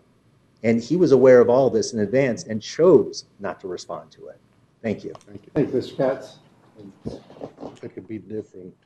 I know. Do we have a second to Comment? know about how the LPV is Yeah, formulated? go ahead. This is Angel. He's our camera guy, computer-assisted mass appraisal. Angel. Hi. Good afternoon, members of the board. I don't want to take up too much of your time, just to help establish a simple understanding of how we arrive to the ratios that we do. There are two types of properties in Yuma County. We have our Rule A properties and our Rule B properties, right? Rule A properties are those whose LPVs are subject to the 5% increase every year, no modifications or, as Mr. Kirkus laid out, conditions which would recalculate the LPV based on a B code, or the B codable properties, which they did receive a B code, therefore there will be a recalculation of their LPV in that future tax year. The way it works, when I did the tax year 2026 notices of value, I also did a Rule B calculation study. That study is done by legal class. Depending on your property's legal classification, it was subject to that Rule B study. So every legal class in Yuma County has the total sum of full cash value and the total sum of LPV put together and then divided. The LPV divided by the full cash to arrive at a ratio by the legal classification.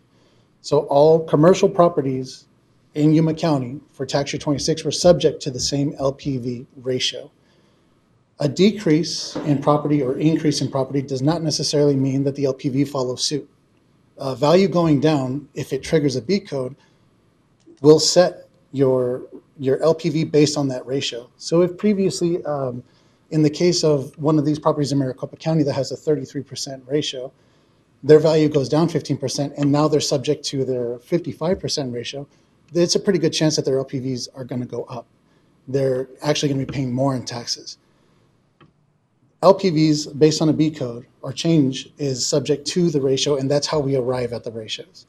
I don't want to get too wordy about it, but please, if you have questions about that process, I'm more than willing to answer them. So you don't. We've got lots of questions, and I don't think I can get adequate answers. That's my problem, because there's such a varying degree of difference. And I want to go on the record one more time. I would agree with Mr. Katz. I don't like being represented by the same Office of Legal Counsel when we have opposing differences. I feel as if we should have been represented by two different offices there. Within the county attorney's office. With one within the county attorney's office and one outside the county office, or to have different representation, as I've stated previously. That's a question or a comment? No, it's a comment. I don't have any more questions because I don't think that there's enough answers. And I don't feel like we're a court, right? Right. Yeah. Okay. Well, if there's anything that I can answer that can help you understand it. Oh, yes, sir. What percentage is used in the notice of evaluation? You have full cash value of 17,475,866, and you come out with a limited property value of 11,079,417. What percentage is used? I'm trying to get percentage to. that will be for 2026. Do we have a copy of the ratios for legal class in 2026? Aquí debe de estar. 63%. So use, Mr. Katz says you should use 33, which is what he found some parts of America, which I never liked the comparison because they're different. And you're saying that there's an A and B class and so on and so forth, and I just wanted to get to what percentage you used to come out with a limited property value. 17 million, which you said 60-some%. I don't want there to be the misconception that we prescribe LPV on an individual basis. The LPV ratio is prescribed to all properties. Oh, okay. Understood. And I'm trying to get to some sort of a, this is like cutting the baby in half and giving half to the family, half to the other family. We're trying to figure out some sort of fairness to the situation. And I think that Lynn understood it right away when she mentioned there was a $2,000 difference in the payment of taxes, when she said, wow, it went from whatever it was a year to whatever it is now, which is like $2,000 more. I'm trying to get to a point where I'm saying, and we need to be fair to them, and we need to be fair to the assessor. The assessor doesn't just come up with these numbers. He uses a percentage, which is fine, I understand. But when it comes to us, and what we can do, is where the question comes up all the time. Do we change the full cash value? And does it change then using the same percentage that you use? Because you don't just come up with this percentage out of thin air. You use some sort of evaluation. So the full cash value determines what the lower, based upon your formula, determines what the limited property value would be. LPVs, when they're set, are set at a ratio of. And I don't think it's what the petitioner's opinion is, just out of, him picking the best thing for the petitioner. I understand that's his job. I mean, he's got to do that. But I also understand the assessor's job is to try to get the most he can out of a property, especially this property that just has 10 new buildings in there. Didn't allow the inspector to go in, but there's no way to know which ones are air conditioned, which ones are big, which ones are small. I understand that, I think. And so I want to get to a decision that sort of like upholds the decision, but at the same time, we take into account the opinion, even though it's just opinion, still matters in terms of fairness. I just want to drive home the point that what we did to Mr. Katz's property in the tax year that we applied the B code is the same thing we did to all B codeable properties of the same legal class. So as far as fair and equitability on the assessor's part, I feel like that Mr. was Chairman, fulfilled. and what is the legal class? The legal classification is 1.12, which I believe is commercial and industrial real property. Wait, I have once we finish taking testimony, I have a motion that I can make. Mr. Chairman, and have you applied that classification to all storage properties in Yuma County? If it's a storage property, it has a 1.12 designation, unless for some reason it's exempt, in which case it receives a different legal classification, right? Don't answer that, Mr. Katz. It's okay. But yes, storage facilities are 1.12.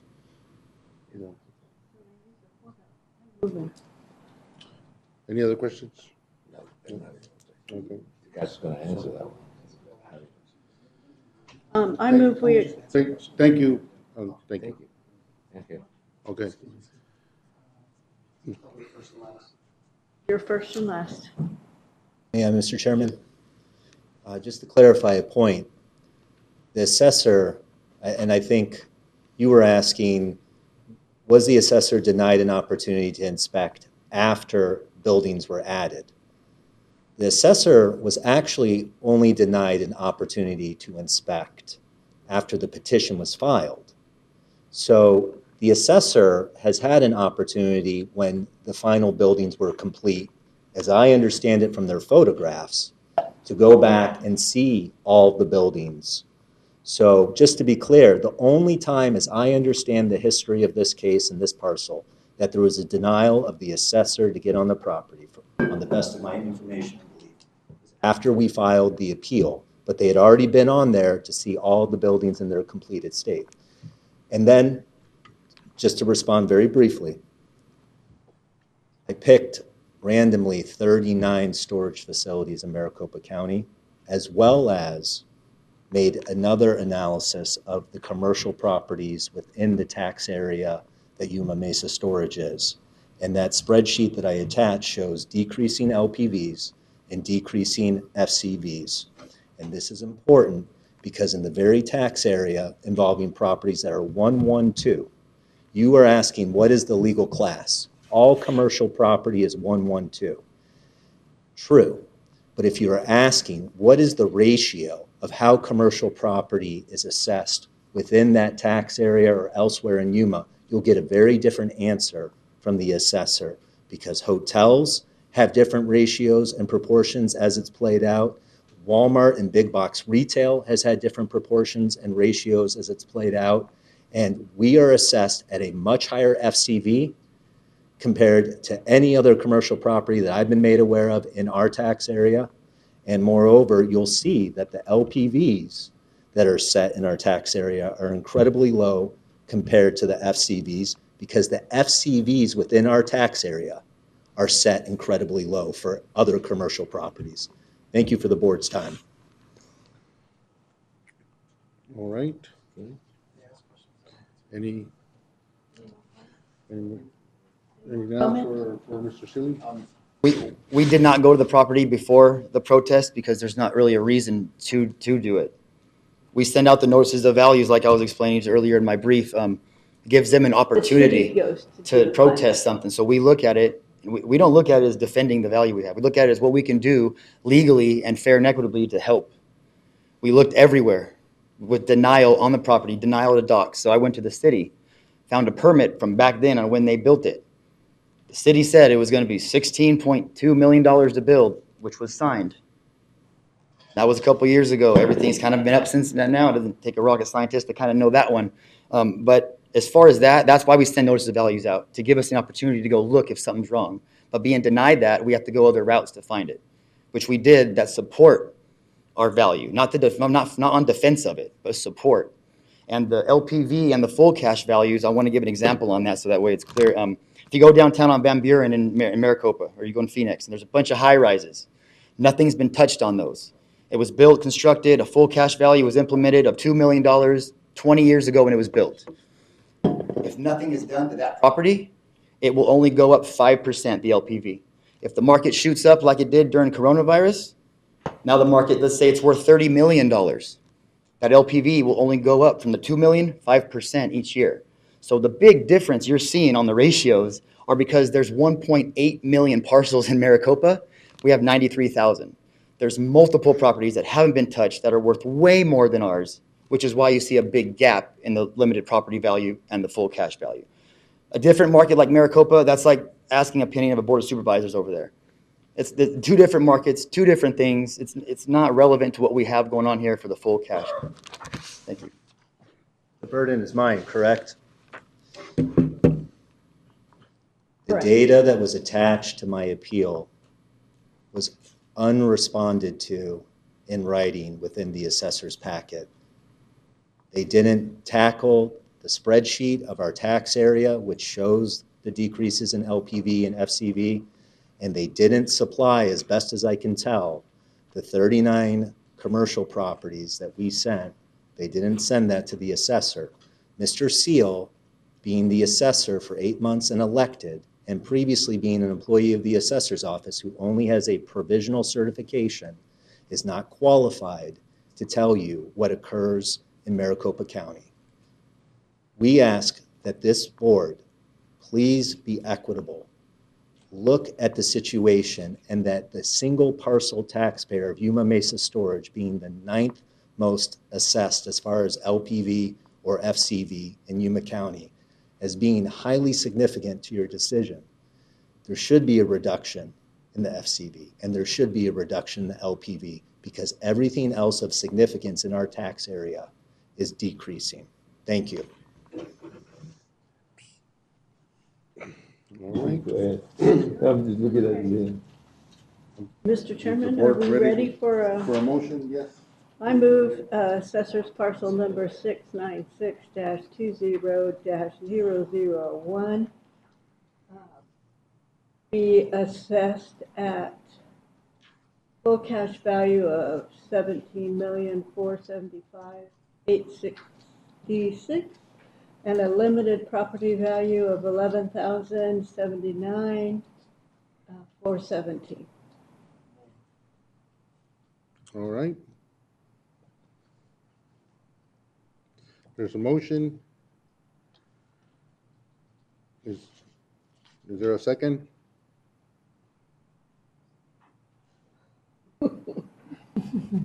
I have a second motion to make. You do? Okay, there's no second. Okay. So that goes out. Is there another motion? Well, my motion will be, considering all of the stuff that's gone on, and I understand that the assessor doesn't just come out of thin air with this stuff, and, you know, but I still believe that the way that you get to this kind of hearing is by filing a complaint and putting your stuff out.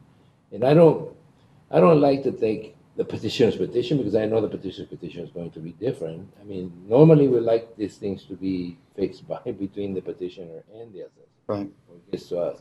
But since it got to us, I'd like to suggest that I know the sales costs, because I can see the income and what you used to come up with some of these numbers, and that's why I asked what percentage did you assess against the $17 million. I'd like to lower that to $15 million.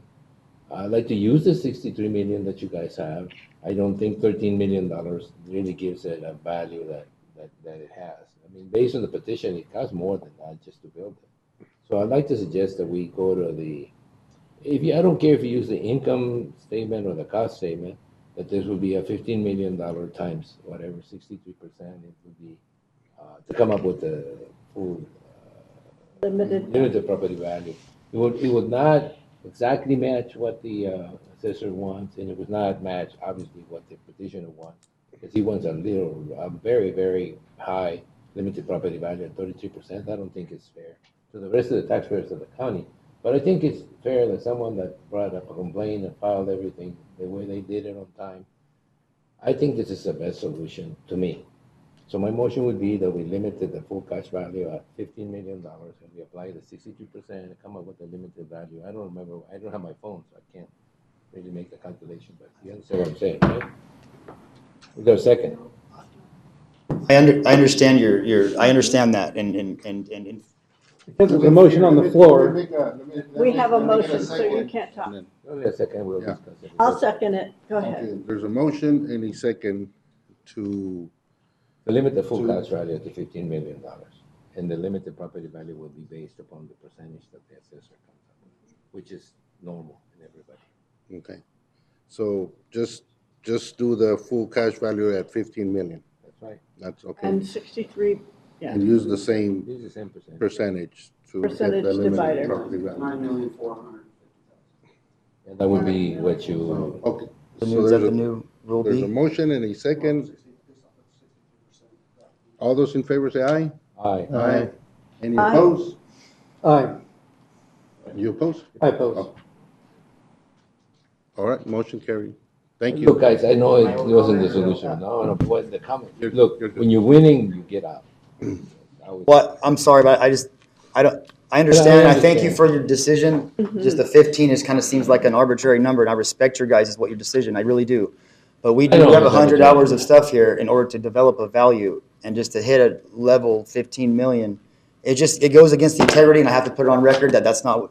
It sets a precedent that I can't Appeal it. You fulfill can from appeal now it. on. That's You can why. appeal it, or Mr. Katz can appeal it. I mean, you can appeal the decision, but I think it. I'd rather not have to take the Board of Supervisors to state court. I'm not into that. That's why I'm urging, and I think you have 10 days. Thank you. In order to make a decision, if it's reconsidered. Thank you. All right, moving on to. Thank you, guys. I'll adjourn the County Board of Equalization and reconvene as the Yuma County Board of Supervisors. Item number one, legislative issues. Alejandro? This is what you brought I us. think when you had it, I've got to memorize it. I got to take. That's So, your metric. I'm not looking forward to it, but. We'll make it quick. Alejandro Figueroa, Economic Development and Intergovernmental Affairs for Yuma County. I'll have a brief legislative update for the board today. Governor Hobbs has named Mary Foot to lead the Office of Economic Opportunity. She replaces Carlos Contreras, who resigned after the Senate Director Nominations Committee led by Senator Jake Huffman declined to advance his nomination. Oh, yeah, I see, yeah. Who has been running the Greater Arizona, which was reactivated last year to finance rural and tribal infrastructure projects. She also brings Okay, experience from Pipeline Arizona and Workforce Development and from the Greater Phoenix Economic Council and Regional Economic Planning. Just a curve. Go ahead. Continue. The Greater Arizona Development Authority has opened its fiscal year 2026 financial and technical assistance programs for public infrastructure Yuma County qualifies since eligibility covers counties with fewer than 250,000 residents. Cities, towns, special districts, and tribal governments in our region also qualify. Technical assistance is available as no interest loan of up to $100,000. This funds help jurisdictions plan infrastructure projects such as engineering studies, design work, or feasibility analysis. Applications for this round are now open. Financial assistance is available in the form of low-interest loans for projects $1 million or larger.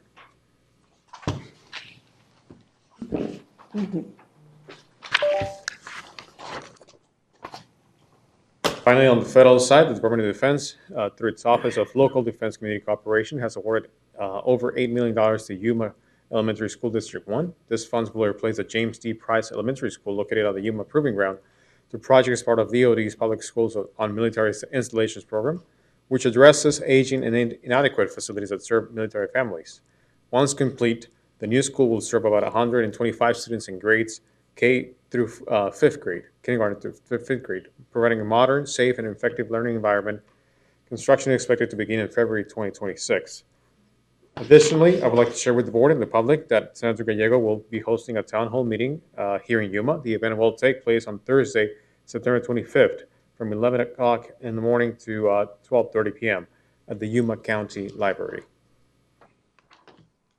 And that would conclude my presentation to the board. Mr. Chairman, happy Any to questions answer for any questions. Alejandro? Thank you, Alejandro. Thank you. Lynn, summer recurring events? I attended many things related to CSA, and that's all. That's it. So, but Jonathan went to Taiwan. Mr. Chairman, I had the opportunity to accompany Sandra Watson and Mayor Nichols and Ratika Darwin from Arizona Western College to SemiCon, which is the largest gathering of semiconductor industries worldwide in Taiwan, to give presentations to the businesses specifically that support TSMC in the Phoenix area. The mayor and I were able to pitch 160 different investors who were already operating in the United States, many of them in California. That was our basic target as to why they should consider a 30% reduction in their overall costs relocating into Arizona, specifically the area of Yuma, and that our workforce could be of service to them. We had subsequent follow-up meetings with investors who specifically wanted additional information about Yuma County, and I'll be working with Alejandro to provide responses. I've already received a couple of different inquiries as to Yuma County, its region. My presentation was that we were a favorable county for doing business. We had water resources, electrical resources, which are some of the capital demands on that industry. And we're hoping that we have the opportunity to continue to work with the companies that are in the Bay Area and Los Angeles and other areas to entice them to come into our region. Nice. Thank you. Yeah. And we participated in those meetings on a daily basis, even on Saturday before coming home. Looks promising. I hope. Yeah. Mr. Simmons? Attended Walton Mohawk Irrigation District Board meeting, and water is not looking good whatsoever as far as in the near future, rain or anything. Met with Horizon West, which is the power line company that's wanting to run along the North Gila Valley, and had a meeting with Ashley and Ian, referenced some library matters. That's about it. I don't want to let the opportunity go by without mentioning that there was a shooting that I think matters with Charlie Kirk. And I know some of you met him before, and I want to tell you that that's violence, as far as I'm concerned, is not a solution to anything. No. And that the way that the county or the city or the whole country is reacting to some of this stuff is just snapshot of how stupid people can be. I don't want anyone to misconstrue that as an opinion of us. I think that us as a group, as a county, have the obligation to remind everybody that violence, again, is not an option. It's not a solution to anything. And the guy was from Phoenix. I never had a chance to meet him, but I wish I could have. Everybody has something to say, and they shouldn't be shot because they say it, no matter what it is, no matter how controversial it may be to some people. Amen. I agree.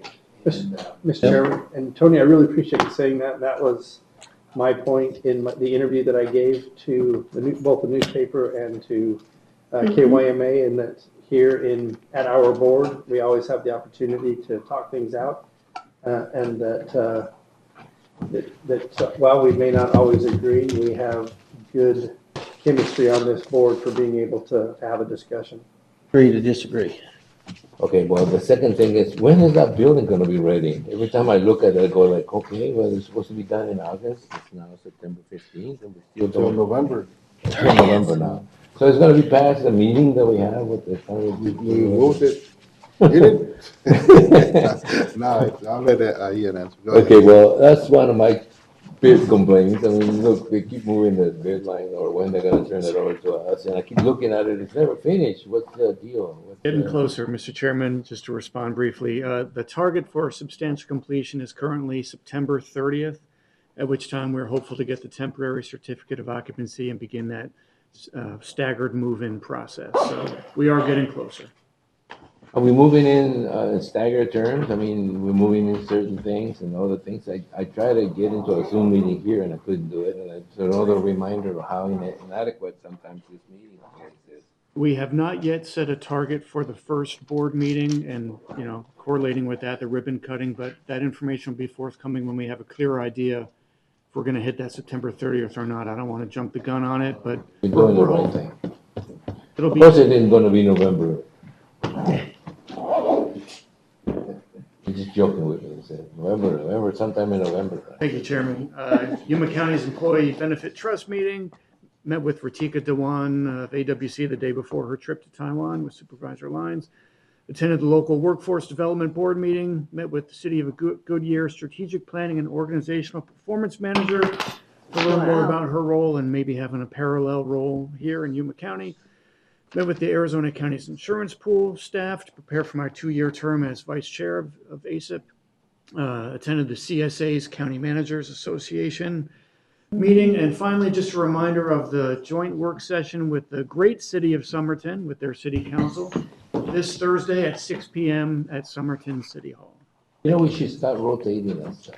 We should, every 3 months, we should meet with the city council of Welton, San Luis, any of the unincorporated areas, other than Yuma. I still don't understand how the representative from the county gets so well along with the city of Yuma and Representative Doug. Because as far as I know, Doug is always looking for the city of Yuma. I hope you're looking for the county when you go out and do all these trips. Well, any business that relocates in Yuma County is a win. Yeah, Well, it's a win to everybody. The item for discussion before between the smaller communities and Yuma, that Getting it on the tax rolls is my primary focus. Yeah. Business and jobs secondary. county should be your primary focus. It is. It is, County. tax rolls. County to the collection of county. tax rolls. All right, meeting adjourned.